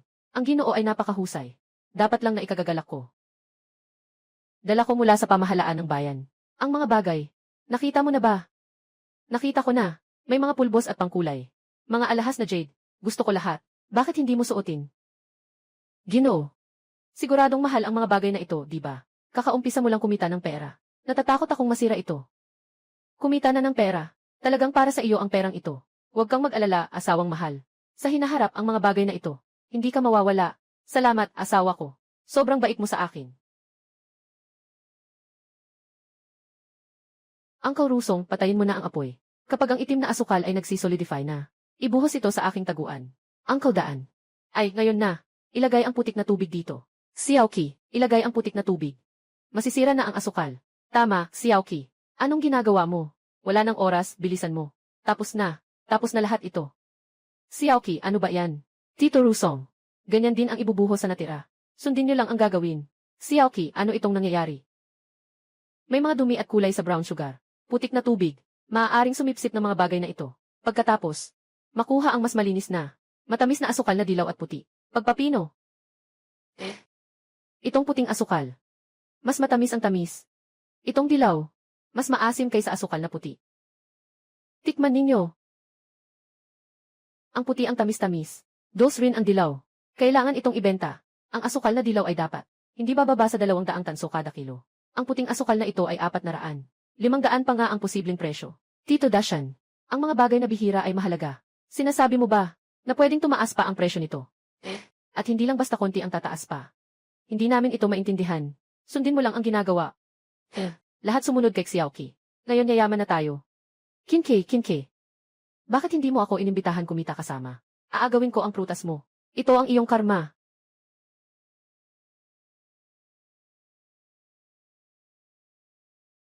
Ginoo Asosasyon. Hindi pa tayo tapos dito. Una ninyong hatiin ang puting asukal. At ang dilaw na asukal sa kalahati. Pagkatapos ay ilagay ito sa kawali. Malaki, may susunod pa tayong hakbang. Siyempre, Ginoo Asosasyon. Tatay Dasha. Tingnan ninyo, natutunaw na ang asukal. Gamitin ang malinaw na puti ng itlog. Para alisin ang mga dumi sa ibabaw. Pagkatapos, ilagay ang mga kawayan. Sa loob ng kawali. Xiaoqi, ano bang ginagawa natin dito? Gumawa ng asukal na kristal. Halos tapos na. Tulad ni na Uncle Song at Uncle Dashan. Maghintay kayo mamaya. Ibabad nyo ang palay at trigo. At saka pwede na kayong umuwi. E di sayang naman ang mga butil na ito. Hindi ba? CJ, Xiaoqi. Sige, pupunta na tayo ngayon. Tulad ni na Uncle Susong ngayon. Natutunan na nila. Bago pa mag-ugat at matuyo ang palay at trigo. Pwede na akong magpahinga. Sino? Ako ito. Asawa ko. Nakita mo na kanina. Subukan mo nga. Ginoo, ang asukal na ito ang tamis. Kaya siguro, nabigla sila. Kung hindi, akala mo ba ang asawa mo ay magpapabaya sa pera? Unang sabi na, huwag mong ikakalat ang paraan ng paggawa nito. Alaynan. Asawa, yung paraan mo ng paggawa ng puting asukal. Saan mo natutunan? Sa sarili mong pag-aaral. Talaga, ang galing mo talaga, ang husay mo talaga. Mas magaling pa sa mga dakilang mag-aaral sa universidad. Wala naman, naglaro lang ng basta-basta. Asawa, ang galing mo talaga. Pero, sa huli, pinaghiwalay mo pa rin ang dilaw at puting asukal.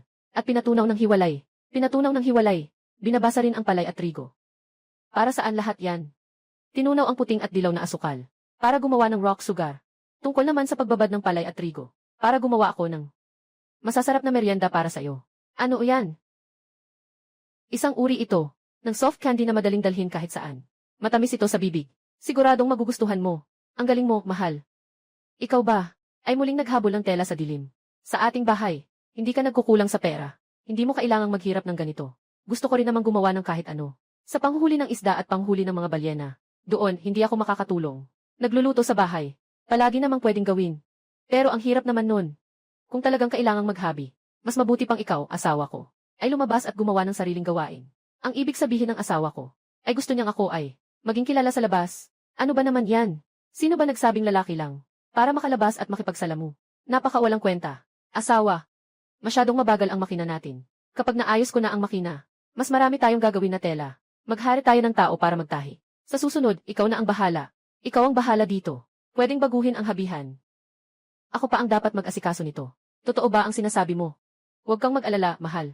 Para sa iba, ito ay impossible. Pero para sa asawa mong ito, napakadali lang.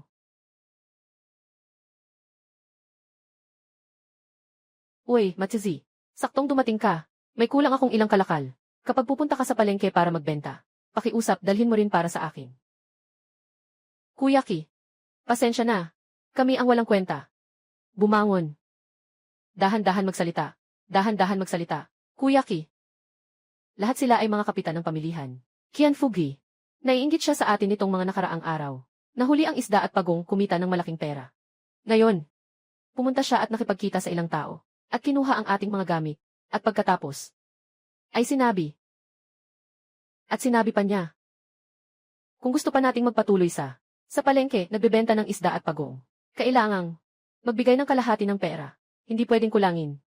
Kung hindi, kapag nakita tayo ng isang beses, hindi na tayo papayagang magbenta sa palengke sa susunod. Sabi niya talaga iyon. Kuya Ki, talaga ba tayong bibigyan siya ng 50%? Huwag mo nang isipin pa. Max, Balik ka na at magtrabaho ng maayos. Bukas kapag magbebenta tayo, sasamahan kita. CJ, sa'yo na muna ako. Mahal, paano kung bukas? Sasamahan kita sa syudad. Babalik ako sa bahay ng nanay ko. Pupunta ako para humingi kay kuya. Siguradong babalik ang bahay mana. Pero tungkol dito, kaya ko nang solusyonan mag-isa.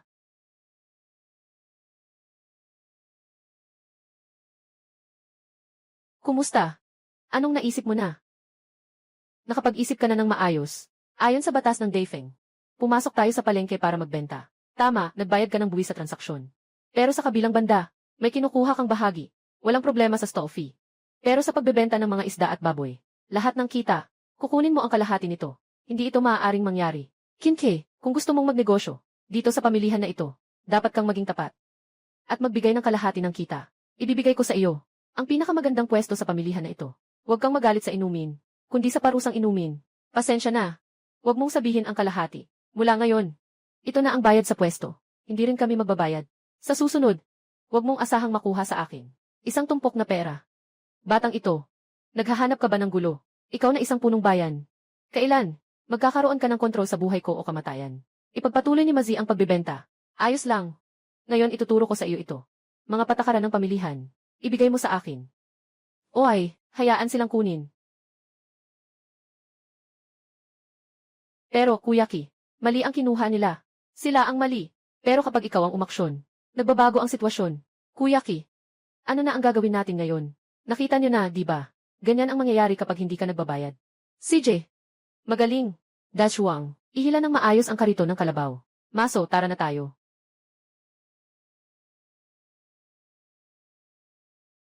May kakaiba si Ginoong Kian. Noong huli nating nakawan sa kanila, ng karito ng kalabaw, sila ay nagpilit na pigilan kami. Bakit ngayon ay sobrang maayos? Parang sinadya nila. Nga. Narinig ko na si Kinki, ilang araw na ang nakalipas, ay nag-ayos pa kay Kao Tingshang.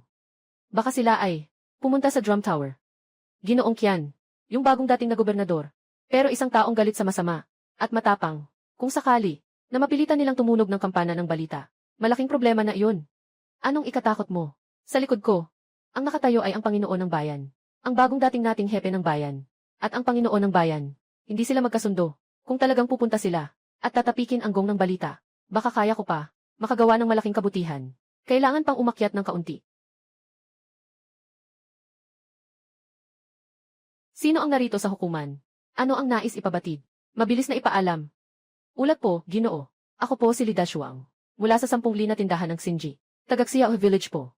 Ngayon ay tumutugtog ng tambol para sa katarungan. Nagsasampa ng kaso laban sa punong bayan. Walang may-ari sa kayamanan ni Qian Fuguo. Walang takot si Qian Fuguo sa batas ng hari. Nagtayo ng sariling pwesto. Pinasamsam ang 2 kargamento ng isda at pagong mula sa mga tao. Naway mapansin ito ng inyong kapangyarihan. Tawagin ang tao. Ipadala mo sa akin ang pera, Fugi. Ako po si Qian Fugi. Nagsusumamo sa kagalang-galang na alkalde. Sumagot po ako, Ginoo. Siya po ang lihim na nangolekta ng bayad sa pwesto. Walang galang sa batas. Ninanakaw ang 2 kargada naming isda at pagong. Naway inyong siya sa atin, Ginoo. Ginoong alkalde, inaasahan ko po na hindi ako pinaparatangan. Qian Fugi, Lidasyo ang mula sa Xiahe Village. Kakatapos lang nilang magsampa ng kaso laban sa iyo. Mayroon ka bang pagtutol? Itong mga mapagsamantala, ayaw nilang magbayad ng buwis sa pamilihan. Hindi po ako nagkasala. Paano ko po magagawa iyon? Lalabag po iyon sa batas ng Dafeng. Kung hindi po kayo naniniwala, ang mga nagnenegosyo sa palengke, ay handang patunayan po ako. Bilang saksi. Kung pareho pong may sariling panig, Kapitan Zhao, dalhin mo ang mga tao mo para mag-imbestiga.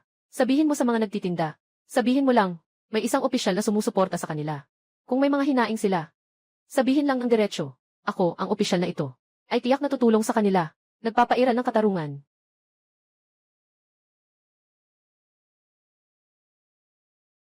Kapatid na Kin, ano na ang gagawin natin? Anong nangyari kay Kuya Zhu? Ay, kapatid na Kin, hindi mo alam.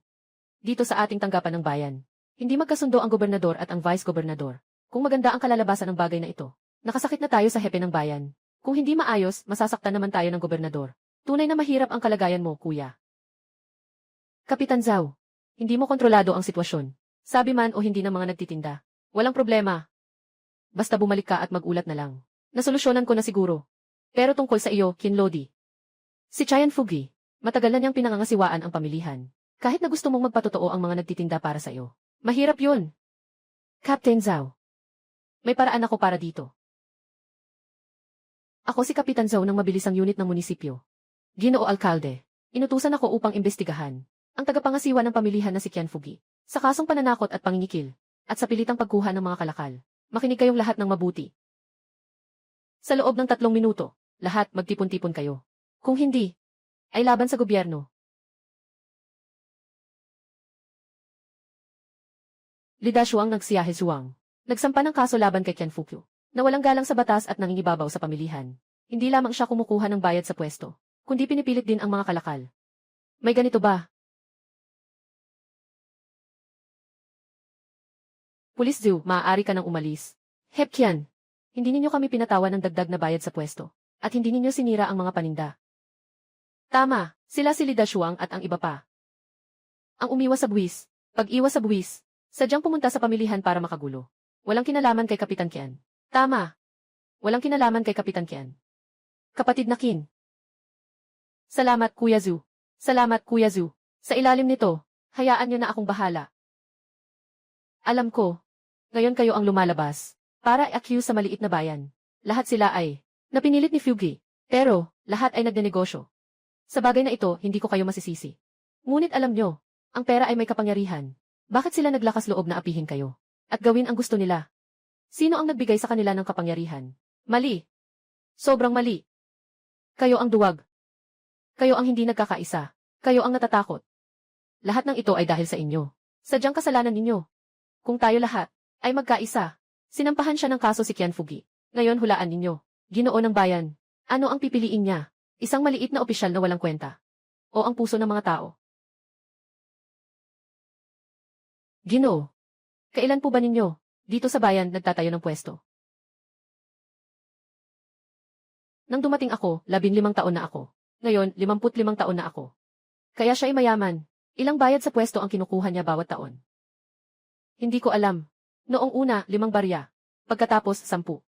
Ngayon, 20 piraso araw-araw. Bilangin mo siya isang araw. Kukuha ka ng 10 tanso. Sa isang taon, 3,600 tanso. Sa 10 taon, 144 na kuan at 4 na rial. Ang perang ito, sapat para makapagkaroon kayo ng buhay na walang alalahanin sa pagkain at damit. Nandito ako sa loob ng 20 taon. 75 kuan. Kung mayroon akong perang ito, ang aking anak ay hindi mamamatay sa sakit. 35 taon. Tamang 50 tael ng pilak. Kailangan ko ng perang ito. Matagal lang na tayo ang bahay. Hindi rin mamamatay. Ang nanay ko sa ilalim nito. Mga kaibigan. Dati sana ay makakapag-live kayo ng magandang buhay. Lahat ito ay dahil sa ganito. Sumpa sa bayad sa pwesto. Ninakaw ang inyong dating buhay. Walang pera ang anak para sa gamot, namatay na lang ng masakit. Walang pondo para sa pagkukumpuni ng bahay. Namatay ang nanay sa ilalim ng mga guho. Ganito ang buhay. Gusto niyo pa bang ipagpatuloy ito? Sawa na ako. Kapag may pang-aapi, may paglaban. Ngayon, tayo'y magtatunog ng kampana ng paglaban. Ayaw niyo bang mapahamak ang inyong inang at mga asawa't anak? Ayaw niyo bang bumagsak ang bahay? Kaya hanapin ninyo ang punong bayan. Humingi ng hustisya. Mga kapatid, sige na. Tara. Puntahan natin ang Ginoong Alkalde. Tara, ihingi ang hustisya. Tara.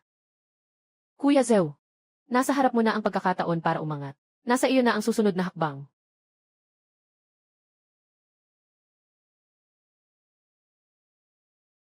Ginoo ng bayan. Kapitan Zhou, anong nangyayari? Sa bayan. Yung mga tindahan sa bayan. Haha. Tama ba? Walang nakuhang testigo, no? Walang hiya kang tao. Nangahas kang magparatang sa opisyal ng hukuman.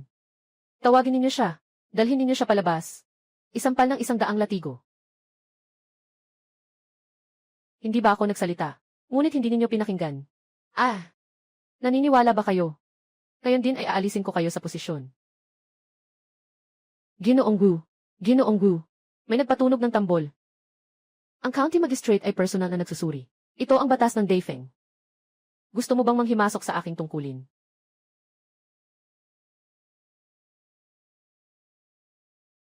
Huwag kang magbiro, gobernador. Ikaw ay nagsasabi ng biro. Batas ng Daifeng. Pagdadahilan sa opisyal. Palo, 100. Kung hindi pa parusahan. Ang Daifeng ko. Nasaan ang kanyang dangal?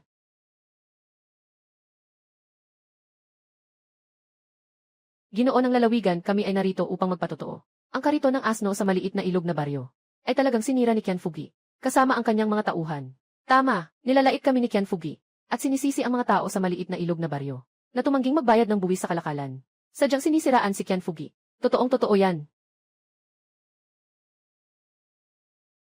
Nga, Ginoong County. Si Kianfugi ay walang galang sa batas. Nang aapi at nangingibabaw sa pamilihan, ayos lang iyon. Ngunit ngayon, pinipilit pa ang mga nagtitinda na magsinungaling. Ganitong asal. Kailangang parusahan talaga. Anong nangyari? Ginoo, hindi ko rin alam. Karaniwan, ang mga taong ito ay maamo at masunurin. Ngayon, hindi ko alam kung bakit. Sila mismo ang nagdulot ng problema. Ayusin mo na lang mag-isa. Huwag kang mag-alala, kuya. Sisiguraduhin kong manahimik ako. Kuya. Pumunta ka mamaya kay Song Zikian. Pabatiin mo sila, ang mga tulisan sa itim na hangin na kampo. Para ayusin ang mga taong sumisira sa plano ko. Naayos niya ako. Ginoo ng bayan. Ginoo ng bayan. Ginoo ng bayan. Dahil sa pera niya, kumukuha siya ng bayad sa stall. Ninakawan niya ang anak ko. Walang pera pang gamot, pumanaw ng malupit. Matanda na at pumanaw ng mailungkot. Kianfugi. Sila ang nagbayad sa anak ko. Ginoo ng huwis. Dahil kay Kianfugi, nangongolekta ng bayad sa pwesto ng labag sa batas. Walang pambili ang bahay namin para maitayo muli. Isang malakas na ulan ang nagdulot ng pagbagsak ng bahay. Pinatay niya ng brutal ang nanay ko. Kianfugi, bayaran mo ang buhay ng nanay ko. Ang dakilang hari sa langit, kami ay nililitis. Magdesisyon ka para sa amin, Ginoo. May tao dyan. Ipalo si Kianfugi ng 50 beses. Ipako siya sa hangganan. Tapos na, tapos na. Karma. Ito ang karma.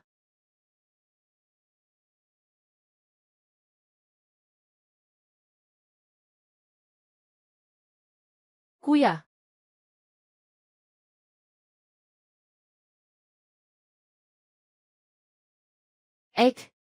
Sabi ko na sa'yo noon pa. Lumayo ka sa batang ito. Kung hindi, paano ka napapayag na ganyan ang mangyari sa'yo? Tao. Ihampas niyo ang cute na ito. Palabas. Nandito si Dashuang. Sino ang mga has nasaktan si Kije? Tumigil ka. Sa mga nakaraang taon, kasama mo ang batang ito. Anong klaseng buhay ang meron kayo? Hindi ka pa rin nagsasawa na ipagtanggol siya. Kapatid. Ngayon, iba na siya. Ngayon, mahal na mahal niya ako.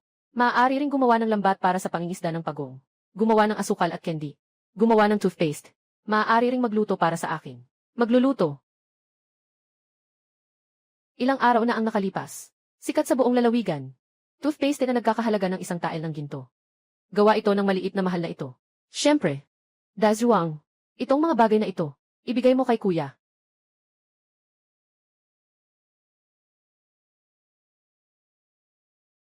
Talagang toothpaste ito.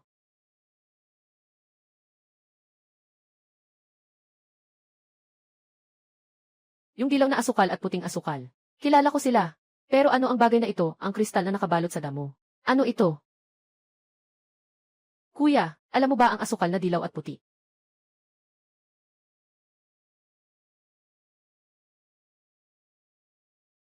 Walang kwenta. Sa loob ng pamilihan sa silangan ng lungsod. Sa tindahan ng mga sari-saring bilihin ng pamilya Song. Itong 2 uri ng asukal. Ubus na't nagbebenta na ng todo. Lalong tumapang ang maliit mong mahal. Sa pag-claim ng recipe. Nangahas ka pang gawin yon. Kuya. Hindi ko alam. Paano nangyari na nagawa nilang gumawa ng yellow white sugar.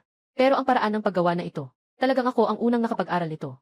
Ang kanilang resipe ay ninakaw mula sa akin. Ang yabang mo. Sa tingin ko nga, may ginamit kang hindi magandang paraan. Ninakaw mula sa pamilya Song. Ang lihim na resipe. Tigilan niyo na ang pagtatalo.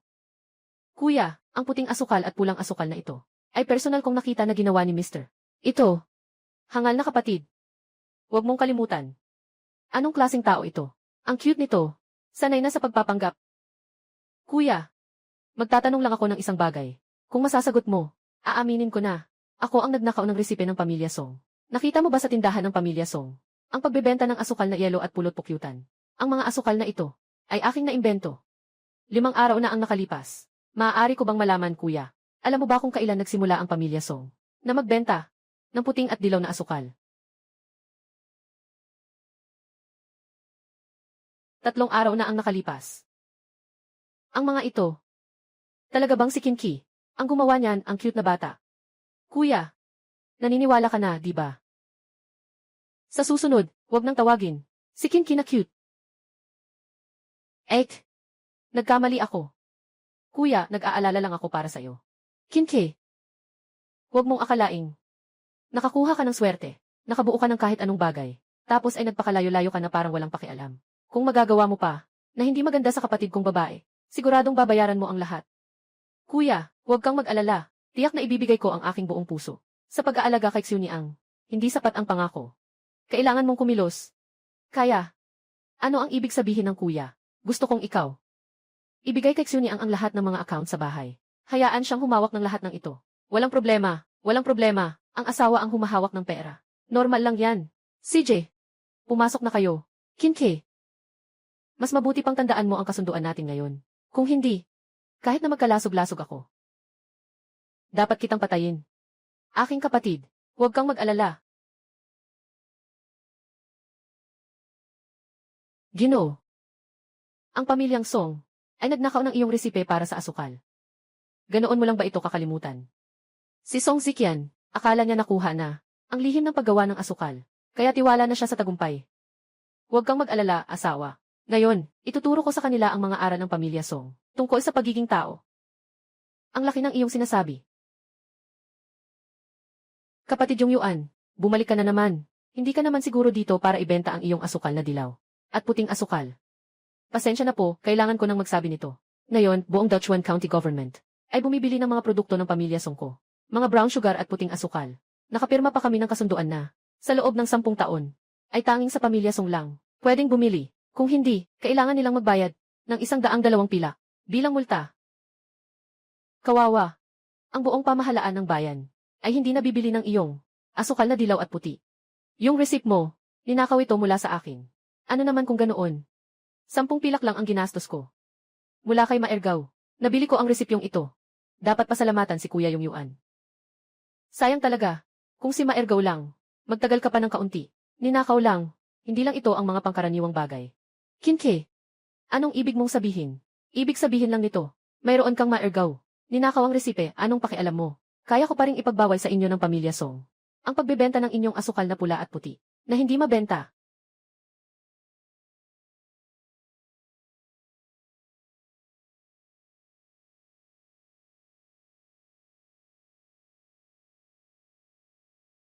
Tindero, tawagin mo ang boss ng inyong bahay. Gusto kong bigyan siya ng malaking pagkakataon. Ang amo ko ay hindi basta-basta tao lamang. Kung gusto mong makita, makikita mo na. Magtakbo ka na. Nakapag-isip ka na ba? Ang ginawa mo, maaaring mawala na magpakailanman. Ang pagkakataon ng pamilya Luo na makahabol sa pamilya Song. Kaya mo bang tanggapin ito? Makahabol sa pamilya Song. Alam mo ba kung ano ang pinagkakakitaan ng pamilya Song?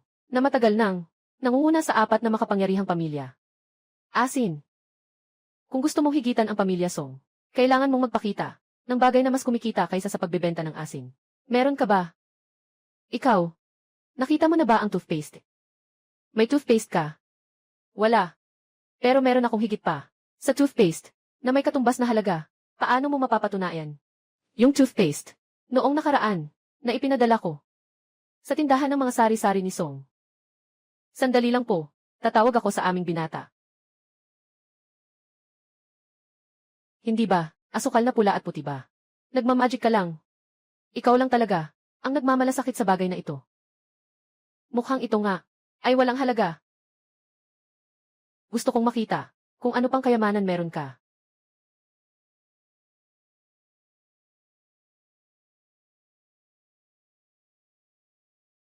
Hindi ko alam kung ang binatang ito ay magdadala sa akin sa pamilya Luo.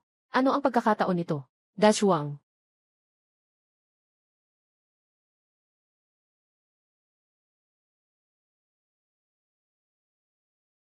Pakiusap. Ang pirasong ito, ang kulay ay parang asukal na pula at puti. Ano ito? Ito ay isang upgraded na bersyon ng asukal. Subukan mo.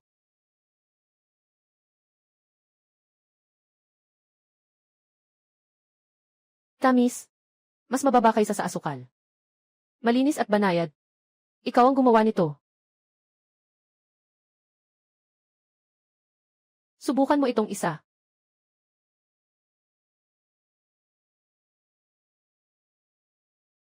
Matamis at malambot. Ano ito? Ito ay tinatawag na asukal na yelo. Isa pa ay tinatawag na maltose. Ginoong Song, hindi mo susubukan.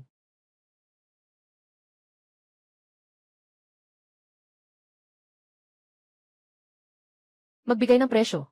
Itong candy, kukunin ng buong pamilya Song. Hindi. Ginoong Song, wala nang pagkakataon ang pamilya nyo. Wala nang pagkakataon. Sinasabi mo na si Mayor Gao. Noong panahong iyon, kung nagtagal pa siya ng kaunti, baka natuklasan na niya ang sikreto ng asukal at maltose. Si Mayor Gao. Gusto kong putulin ang kanyang mga binti. Hindi dito tinatanggap. Yung may masamang intensyon. Umalis ka na. Ginoo Song, huwag nang magpaalam, ingat ka. Sana'y magtagumpay ang negosyo mo. Ginoo Qin, magkano ang presyo mo? 2 guan ng dilaw na asukal. 3 guan ng puting asukal. CJ, magdadagdag pa ako ng 2 guan. CJ, sabihin mo ang kondisyon. Itong 2 bagay na ito, sa hinaharap sa buong Zhongzhou, hayaan mo akong ibenta ng pamilya Luo. Gusto mong maging eksklusibong ahente ng buong Zhongzhou.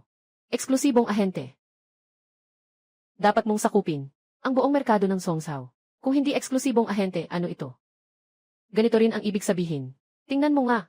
Pwede na ba? Pero may isang kondisyon ako. Magsalita ka na. Papayagan kitang gawin ito sa loob ng 30 araw. Para sa asukang kristal. At sa tamarind na pastes. Nagpakita sa iba't ibang 18 lalawigan. Sa ilalim ng lalawigan ng LAN. Kung kaya mo ito, ibibigay ko sa iyo ang eksklusibong ahensya. CJ, sa loob ng 1 buwan, masisiguro ko iyon. Nabibili sa buong lugar. Ang aming pakikipagtulungan. Ibinibigay ko sa inyo. Isang malaking regalo mula sa pamilya Luo. Itong asukal na dilaw at asukal na yelo. Ang paraan ng paggawa ay maaari kong libre. Ituro sa inyo, pamilya Luo. Ganito pala. Totoo ba yan? Talaga mo bang ituturo ang recipe ng asukal na kristal sa amin? Ngunit, ang mga asukal na ginagawa at binebenta ng pamilya Luo. Ako ay nag-invest. Nag-invest. Ibig sabihin kayo ang Luo family. Sa mga susunod na produksyon at pagbebenta ng iba't ibang uri ng candy, gusto ko ng tiyak na porsyento ng kita. Gaano kalaki ang gusto mong hatiin?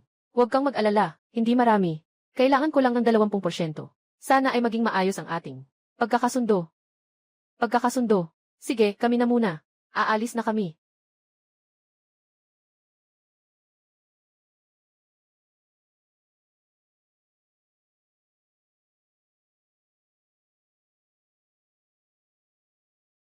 Tulad ni Chayong Song, maaari ka bang gumawa ng mga palaso? Ano ang balak mo?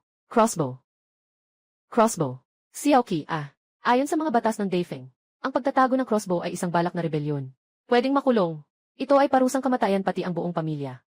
Tito Rusong, sasabi ko na ang totoo.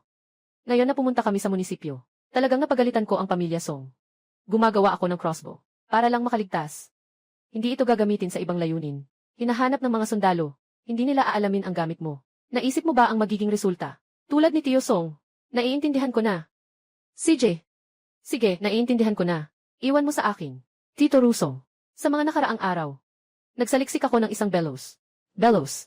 Para saan ito? Itinutok ang bellows sa apoy, tapos hilahin ang piston sa itaas. Pwede nitong pabilisin ang pag-init ng horno ng 100 degree. Xiaoqi, ang kamangha-mangha ng bagay na ito. Pwede nitong pabilisin ang pag-init ng horno ng 100 beses. Kapag meron na nito, pinapangako ko na sa loob ng 3 araw, magagawa ko na ang pana para sa'yo. CJ, kapatid na si Song, ipapasa ko na sa'yo ang pana. Kailangan ko pang magputol ng kahoy para sa katawan ng pana. Hindi na ako mag-istorbo. Ay naku, yung batang si Xiaoqi. Talagang hindi mo maintindihan. Pero sa ganitong paraan, nakapag-alala na ako na. Kasama niya si Dashuang.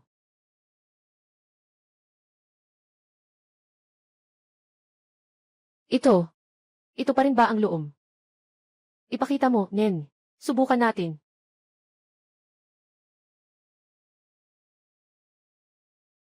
Nene, tingnan mo. Hawakan mo ito. Ilagay mo ang paa sa pedal.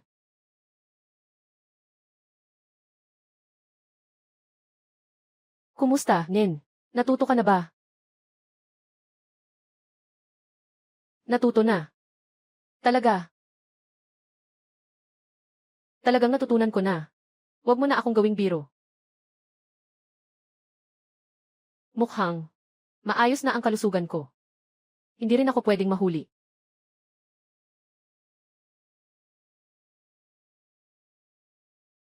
Ano itong bagay na ito? Parang arbalete. Ngunit medyo kakaiba. Ito ay isang repeating crossbow.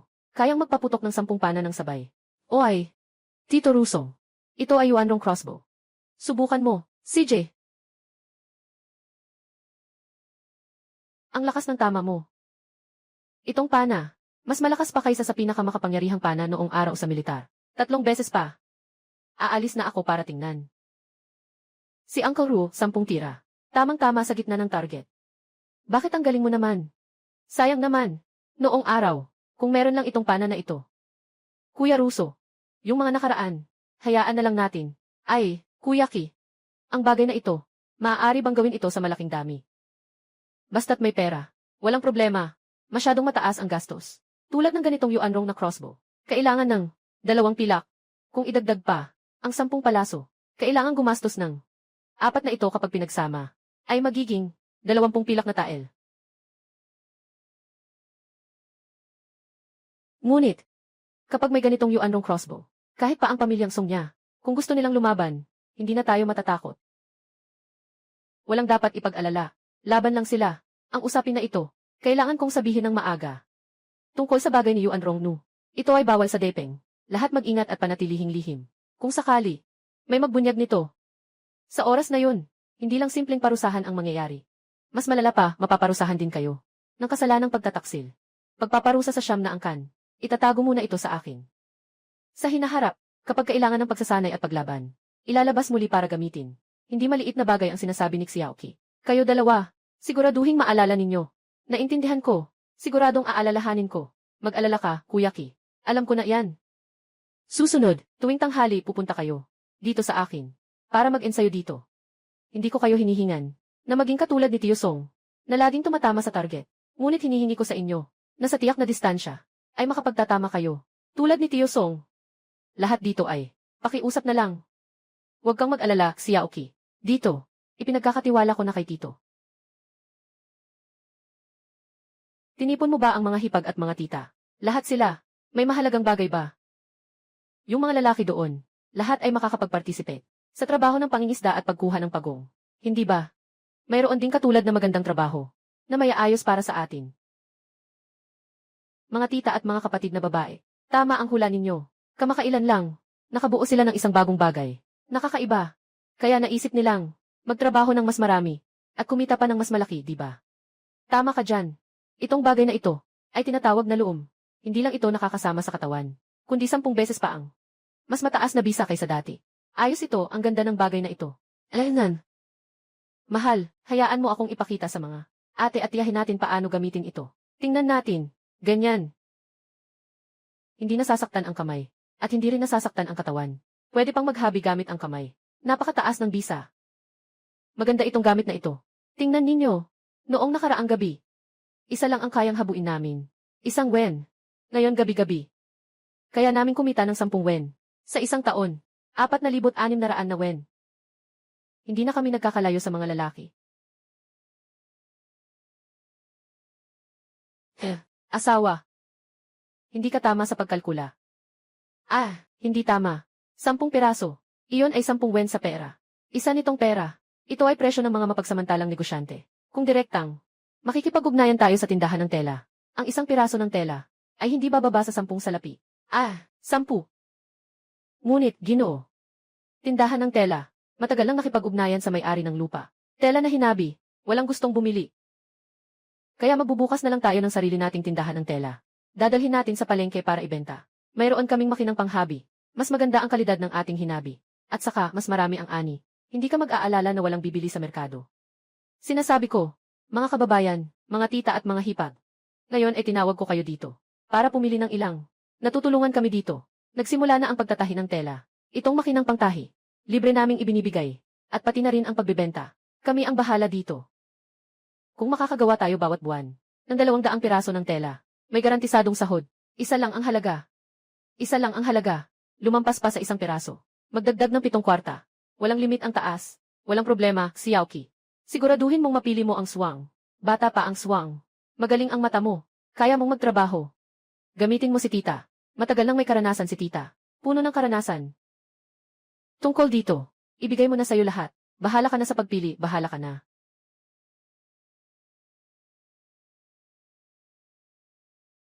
Asawa. Napakabuti mo. Itong mag-asawa. Dito sa akin, may 20 makina ng paghahabi. Ang mga hilaw na materyales.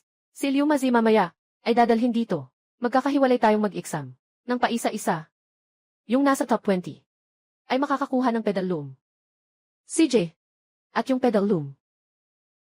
Yung hindi nakakuha, huwag kayong mawala ng pag-asa. Sabi ng asawa ko. Sa loob ng ilang panahon, magkakaroon pa tayo ng isa pang batch. Siyang nangangako. Sa maliit na baryo natin, bawat bahay, ay magkakaroon ng isang maganda. Shouniang, matagal ko nang sinasabi, ikaw at si Xiaoqi, ay para talaga sa isa't isa. Tingnan mo ang mag-asawa. Kagagaling ko lang. Pinisil ni Shouniang si Xiaoqi ng kusa. Hala, Kuya Ki. Kapatid, may masamang balita. Nahuli ng mga bandido mula sa Blackwing Village. Ang asawa. Anong nangyari? Kapatid, asawa. Sabi niya kaninang umaga. Pupunta siya sa bayan upang bumili ng ilang tela. Hayaan na nating isama. Ngayon, pag-uwi natin, biglang bumaba mula sa bundok. Isang grupo ng mga tulisan. Dinala ang aking asawa. Hindi na namin kaya. Kuya Ki. Hindi kasalanan ni Mazi ito. Mga tulisan ng itim na hangin na kampo. Ang kakaiba ngayon. Parang para kay ate ang atake. Walang kinuha sa mga kalakal at pera sa sasakyan. Wala silang nakuha. Kayo, mga tulisan ng itim na hangin na kampo. Sino sa inyo ang nakakaalam? Alam ko. Dati akong tulisan. Nang nakulong ako, may isang tao na lumabas at naging tulisan sa itim na hangin na kampo. Noong mga nakaraang araw, gusto akong isali sa grupo at sinabi rin ang ilang mga bagay tungkol sa itim na hangin na kampo. Ang buong itim na hangin na kampo. Mga mahigit 100 tao siguro. Ang namumuno ay 2 magkapatid. Hindi marami ang armas. Pero delikado ang lugar. Panginoon, mukhang mahirap itong pasukin ng basta-basta. Ano ang magagawa ko? Panginoon, pwede akong magpanggap na pumunta sa bundok para sumali. Para makipagtulungan sa inyo sa loob at labas. Para mailigtas ang asawa. Mag-alala ka. Talagang ibibigay ko ang buhay ko para dito. Wala akong pakialam sa panganib.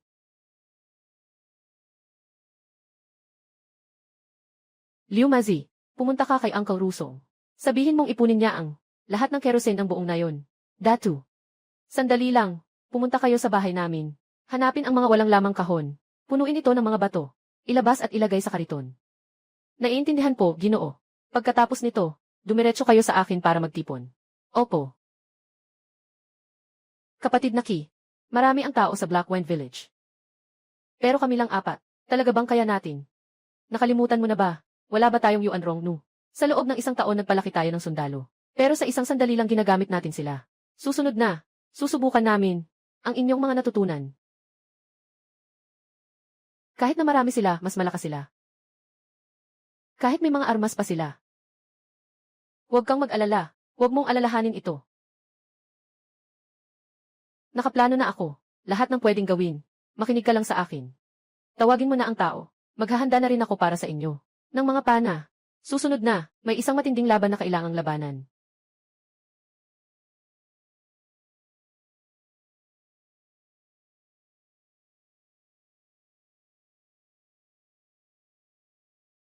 Compare kay. Ilalagay natin sa kahon. Bakit ang daming batong ito? Para mapalayas yung mga bundok na tulisan. Xiaoqi. Sinasabi nitong maghati-hati tayo. Magpapanggap tayong mga mangangalakal. Para mailabas ang ilan sa mga tulisan. Na magsasagawa ng pang-hold up. Bumalik muna tayo sa nayon. Mas madali iyon. Ah, ganun pala.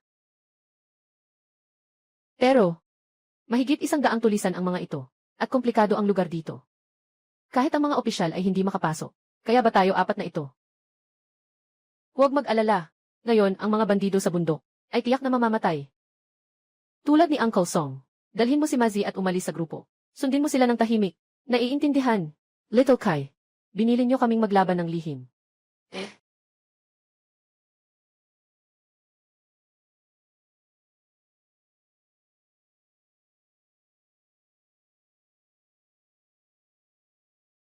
CJ, Tara.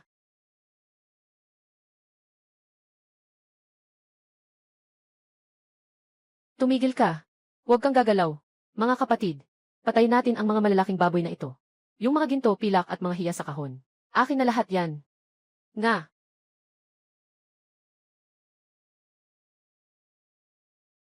Ito yung arbalet na pwedeng magpaputok ng sunod-sunod. Mga kaibigan, tumakbo na kayo. Huwag kayong gagalaw. Kung tatakbo kayo, mamamatay din kayo. Kung hindi kayo tatakbo, mamamatay pa rin kayo. Mamatay man ako. Kailangan kong makipaglaban sa iyo.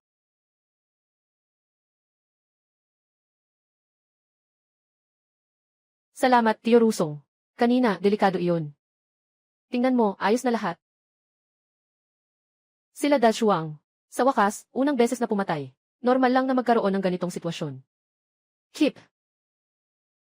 Salamat sa iyo at natutunan namin gamitin ang pana. Kung hindi, kami, totoong mapapahamak. Buti na lang, hindi kami nagpasobra sa training nitong mga nakaraang araw. Kung hindi, sana. Hindi natin alam kung sino ang mamamatay o mabubuhay. CJ, pumunta tayo sa bundok.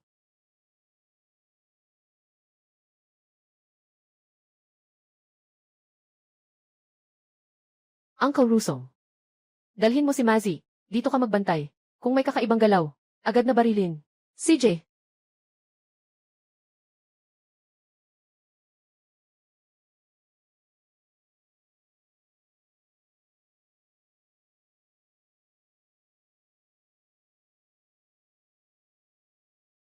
Anong gusto mong gawin? Kinki, sasabihin ko sa'yo.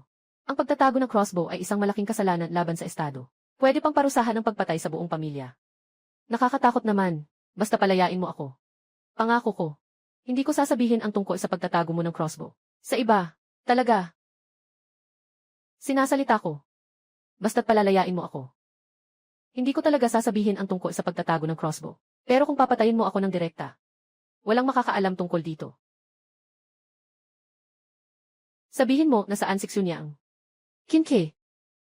Hindi ko sasabihin kahit mamatay pa ako. Hindi ko sasabihin sa'yo kung nasaan siya. Maghintay ka na lang na kunin ang kanyang katawan.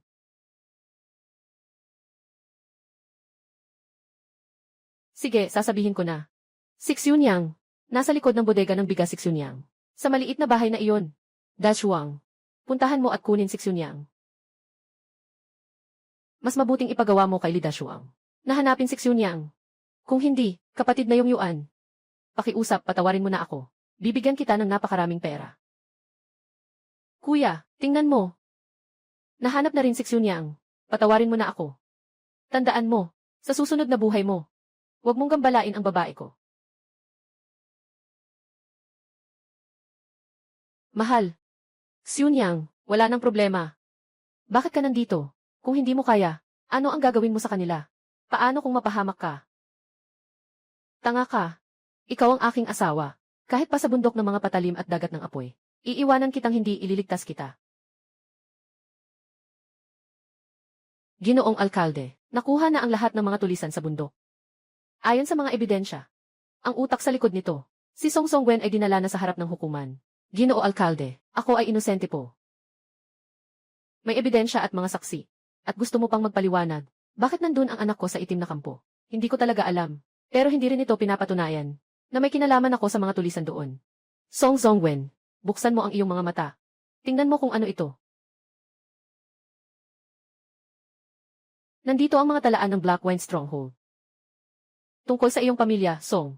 Tungkol sa iyo at sa iyong anak na si Song Ziqian. Bawat tala ng pakikipagtulungan. Nakaayos ng mabuti. Oras at lugar. Nakasulat dito ang oras at tao. Matibay ang ebidensya. Tapos na, lahat tapos na. Si Song Songwen ay nakipagsabuatan sa mga bandido.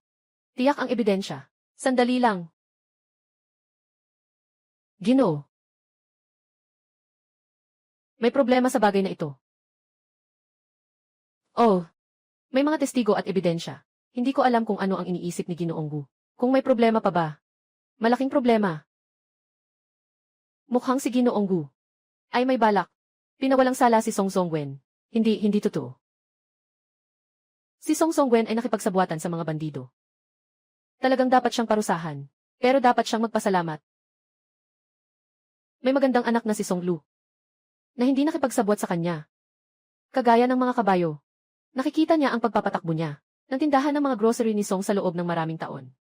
Na nag-ambag ng napakaraming sa buwis at sa mukha. Nagpadala ako ng tao upang dalhin si Song Lu sa kanyang malaking tiyuhin. Ako ay nagsusumamo, ako ay nagsisisi. Pero hiling ko lang na sundin ang nakatatanda ang kanyang pangako. Ginoo. Ang problema na sinasabi ko ay hindi kay Song Songwen, kundi sa mga bangkay ng mga tulisan. Malaki. Sinaliksik ko ng mabuti ang mga bangkay ng mga tulisan. Mayroon silang isang punto. Nakakamatay na sugat mula sa palaso. Alaynan. Gusto ng palaso na pumatay. Sa tingin ko, tanging ang crossbow ang makakapagbigay ng tiyak na tama, ayon sa aming mga batas sa Dafeng. Ang sinumang nagtatago ng crossbow ay mapaparusahan kasama ang 9 na henerasyon. Nabanggit na rin natin ito, Ginoo. Nasa Blackwind Stronghold kami. Isa lamang ang aming pinatay, at ang iba pa ay ginamit para lumikha ng kaguluhan, upang bigyan ng pagkakataon ang mga nag-archery. Mas lalong hindi iyon posible. Ginoo. Baka naman. Naniniwala ka pa sa kasinungalingang ito. Kaya mo. Ginoong Gu. Nagtatanong ka ba sa akin, Ginoo? Hindi po. Ako'y narito lamang para sa utos ng imperyo. Ginoo. Bumaba ka mula sa kabisera. Dapat mas alam mo kaysa sa akin. Sa loob ng Dapeng, gusto mong makahanap ng ganitong tao. Tanging ang mga elite ng Swanty Army ang makakagawa nito. Ginoo. Ang mga bandido sa loob ng kampo. Talagang ako ang pumatay. Kung hindi ka maniwala, Ginoo, maaari akong mag-test shot dito mismo. CJ. Ayos lang. Ngayon, bibigay ako sa iyo ng isang pagkakataon. Kung makakabato ka sa loob ng 100 hakbang, sunod-sunod na paghila ng pana at pagbaril ng 50. At lahat ay tumama sa gitna ng target. Ngayon, naniniwala ako sa iyo, Ginoo ng lalawigan. Ihanda mo ang mga palaso.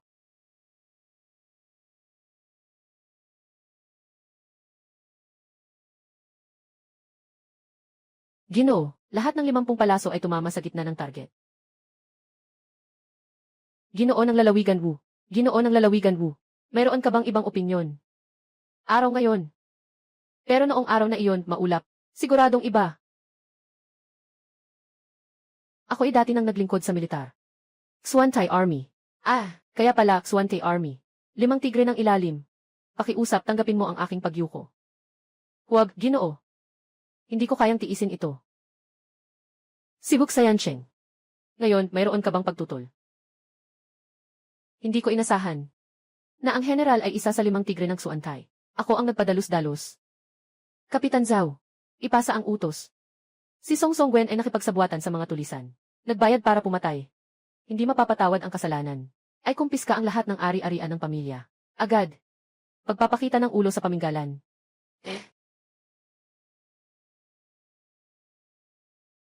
Nga. Ibig sabihin ikaw pa rin talaga. Haha. Tama nga. Ay naku. Kuya Ki, kumusta na ang mga bagay-bagay? Wala silang napansin, di ba? Huwag kang mag-alala. Agad na pinatawan ng parusa si Song Songwen. Ang gantimpalang pera, mabibigay siguro pagkatapos ng ilang panahon. Ayos lang yan. Kuya Ki, ngayong nagbebenta tayo. Sa bahay ni Luo, sabi nila na ang asukal na kristal at matamis na pastilas ay kulang sa supply. Tinanong nila kung meron pa tayong stock. Madali lang yan. Sa loob ng 2 araw, dadalhan ko si Uncle Rusong para gumawa sila ng panibagong batch. Ipadala mo sa pamilya Luo. CJ. Tama, Dashuang. Kamakailan, may nagtatamad-tamad ba sa grupo? Huwag kang mag-alala, Kije. Lahat ay masipag. Mayroon bang ganito sa grupo? Napakamasipag. Meron, halimbawa, si Tyushuan at Tyugyu. Si Ginoong Go at ang iba pa ay talagang masipag. Bawat araw, dumadating sila bago mag-umaga. Sila ang may pinakamaraming nahuhuling isda at pagong. Ganun ba? Ipaalam mo na sa mga tao sa nayon. Magkakaroon tayo ng meeting dito sa akin. May ipapahayag ako. CJ, KJ.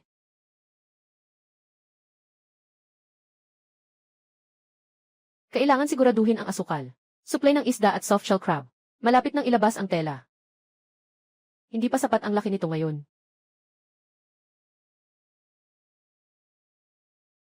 Ngayon, tinawag ko kayong lahat dito. Mayroon akong 2 anunsyo. Ang una, ay babayaran na ang lahat ng utang na sahod. Sa inyong lahat. CJ. Ang pangalawa, mula ngayon, ay magbibigay tayo ng bonus sa simula ng buwan. Magbibigay ng bonus sa kalagitnaan at katapusan ng buwan.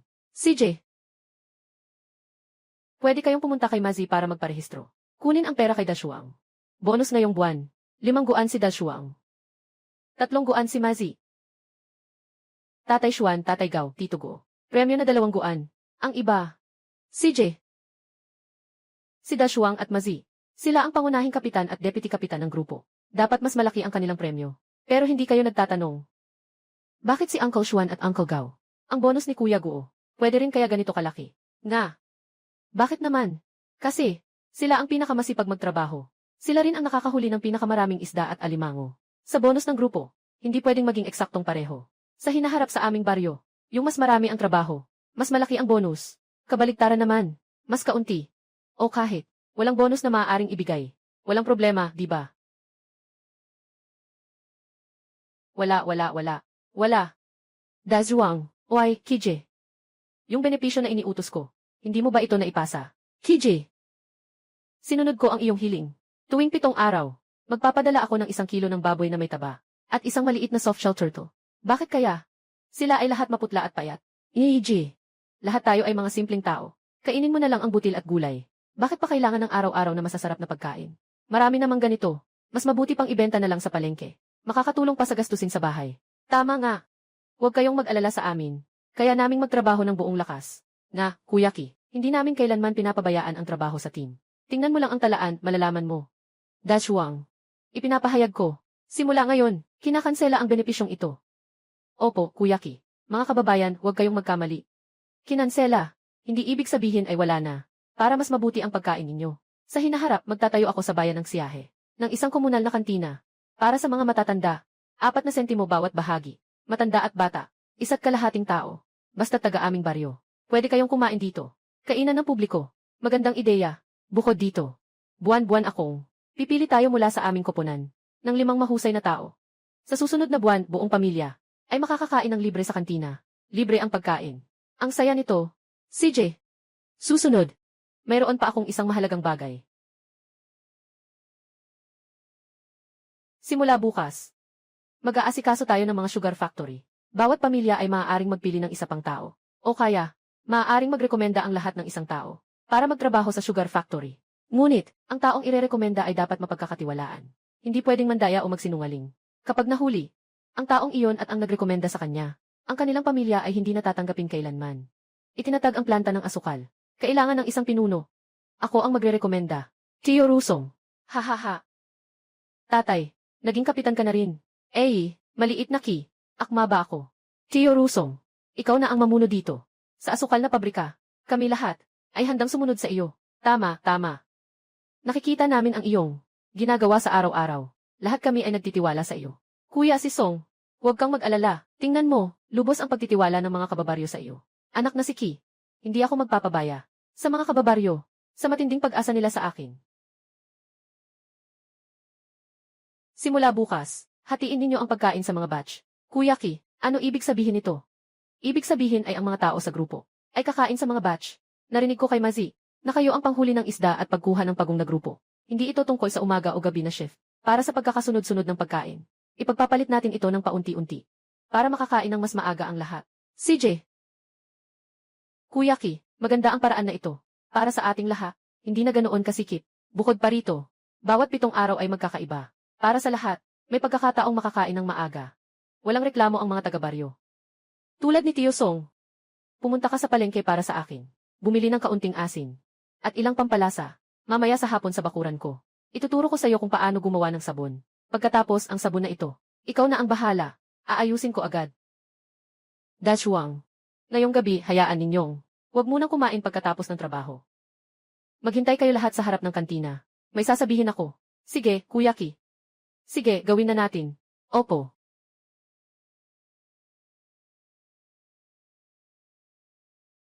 Ano itong nakakalat sa sahig? Sabi ni Xiaoqi sa atin. Maghintay tayo pagkatapos ng trabaho. Dito lang muna. Huwag munang kumain. Sa tingin ko may kinalaman ito sa mga nasa kahon na ito. Siguro nga. Ngayon, hindi pa panahon ng bayad sa trabaho. Basta hindi lang siya pinagsasabihan dahil sa maling trabaho. Ayos lang. Ang dahilan kung bakit tinawag ko kayo ngayon ay dahil dito. Siguro, hindi pa ninyo ito nakita, di ba? Hindi ko pa nakita. Anong bagay ito? May amoy pa itong masarap. Xiaoqi, ikaw na naman ang may gawa ng bagay na ito. Ano ang tawag dito? Anong pangalan ng bagay na ito? Itong bagay na ito, tawagin itong sabon. Maaari itong maglinis ng katawan. Tanggalin ang dumi. Tingnan ninyo, gamitin ang sabon. Kuskusin ito sa kamay. At pagkatapos, ilagay ito sa lababo at banlawan ng maigi. Tingnan ninyo, parang nagbago ang kamay, hindi ba? Totoong pumuti ang kamay. Ang bagay na ito ay napakakamangha-mangha. Talagang kaya nitong ipapaputi ang kamay ng tao. Hindi sabon ang nagpapaputi sa kamay. Hindi dahil puti ang kamay niya noon, kundi dahil hindi lang ito nalilinis ng maayos. Kapag naghugas lang gamit ang tubig, hindi ito nalilinis ng mabuti. Kadalasan sa araw-araw, habang nagtatrabaho kayo, sa alikabok, paikot-ikot lang kayo, matapos ang mga gawain, hindi maiiwasang madumihan. Ang paggamit lamang ng malinis na tubig ay hindi sapat upang linisin. Kaya, nakaimbento ako ng sabon. Ang sabon ay makakatulong sa lahat na malinis ang kanilang mga kamay. Mula ngayon bago at pagkatapos kumain, lahat ay kailangang maghugas ng kamay gamit ang sabon. Sunod, magsipila kayo at kunin ang sabon ng paisa-isa. Tito K, gusto ko ring malinis. Pwede ba akong sumama? Gusto mo bang magtrabaho sa planta ng asukal? Masyado ka pang bata. Hindi bagay sa'yo ang trabaho sa planta ng asukal. Nasaan ang mga nakatatanda sa bahay nyo? Tito Russo, sinabi ng bata na gusto niyang magtrabaho sa planta ng asukal. Sabi ko, masyado pa siyang bata. Tanungin mo ang matanda. Umiyak siya. Xiaoqi. Siya ang apo ni Ayangi. Zhang sa ating nayon. Maaga namatay ang mga magulang. Umaasa lang siya sa tulong ng mga tao sa nayon para makasurvive hanggang ngayon. Sige na, Xiaoqi. Hayaan mong kumain siya sa kantina. Ilagay mo sa akin ang bayad. Ganun ba? Para na rin may paraan ang bata. Ayos ba? Tito K. Mananatili na lang ako dito. Tiyak na magtatrabaho ako ng maayos. Ayokong humingi pa ng tulong sa mga tao sa baryo. Ayoko rin. Huwag nating hayaang si Lola at ako muling magutom. Hindi ko kailangan ng sahod. Basta kami ni Lola ay makakain ng 3 beses sa isang araw, ayos na iyon. Hindi 2 beses. 1 beses lang ayos na. Paano ka naman busog sa isang kain lang? Ang pagkain na ito, kailangan kumain ng 3 beses sa isang araw. Ibig sabihin, Tito Ki, sang-ayon ka na pumunta ako. Magtrabaho sa pabrika ng asukal. Tito Russo, pumunta ka sa kantina mamaya. Sabihin mo sa mga tao roon na ang batang ito ay tutulungan sa kusina ng kantina. Sabihin mo na ako ang nagsabi. Bayaran siya katulad ng iba. Nang pantay-pantay. Huwag kang mag-alala. Salamat, Tio Ki. Tiyak na magtatrabaho akong mabuti. Hindi ako tamad. Naniniwala si Tio Ki sa'yo. Ginoong Qin ang pagkain dito. Mas maganda pa kaysa sa ating tanggapan sa lalawigan. Hindi karapat-dapat, hindi karapat-dapat. Kung hindi po kayo mamasamain, Ginoong Hugh, maaari po ninyong tikman ang bagong luto kong malaking manok. Magandang pangalan. Hayaan ninyo akong tikman. Anong niluluto mo naman ngayon?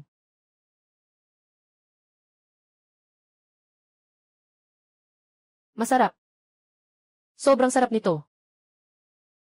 Huwag mag-alala, Ginoong Hugh. Ang tunay na lihim ng malaking ulam na manok na ito ay nasa dito.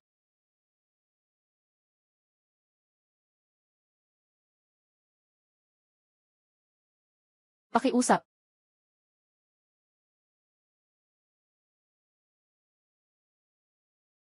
Elsan. Masarap.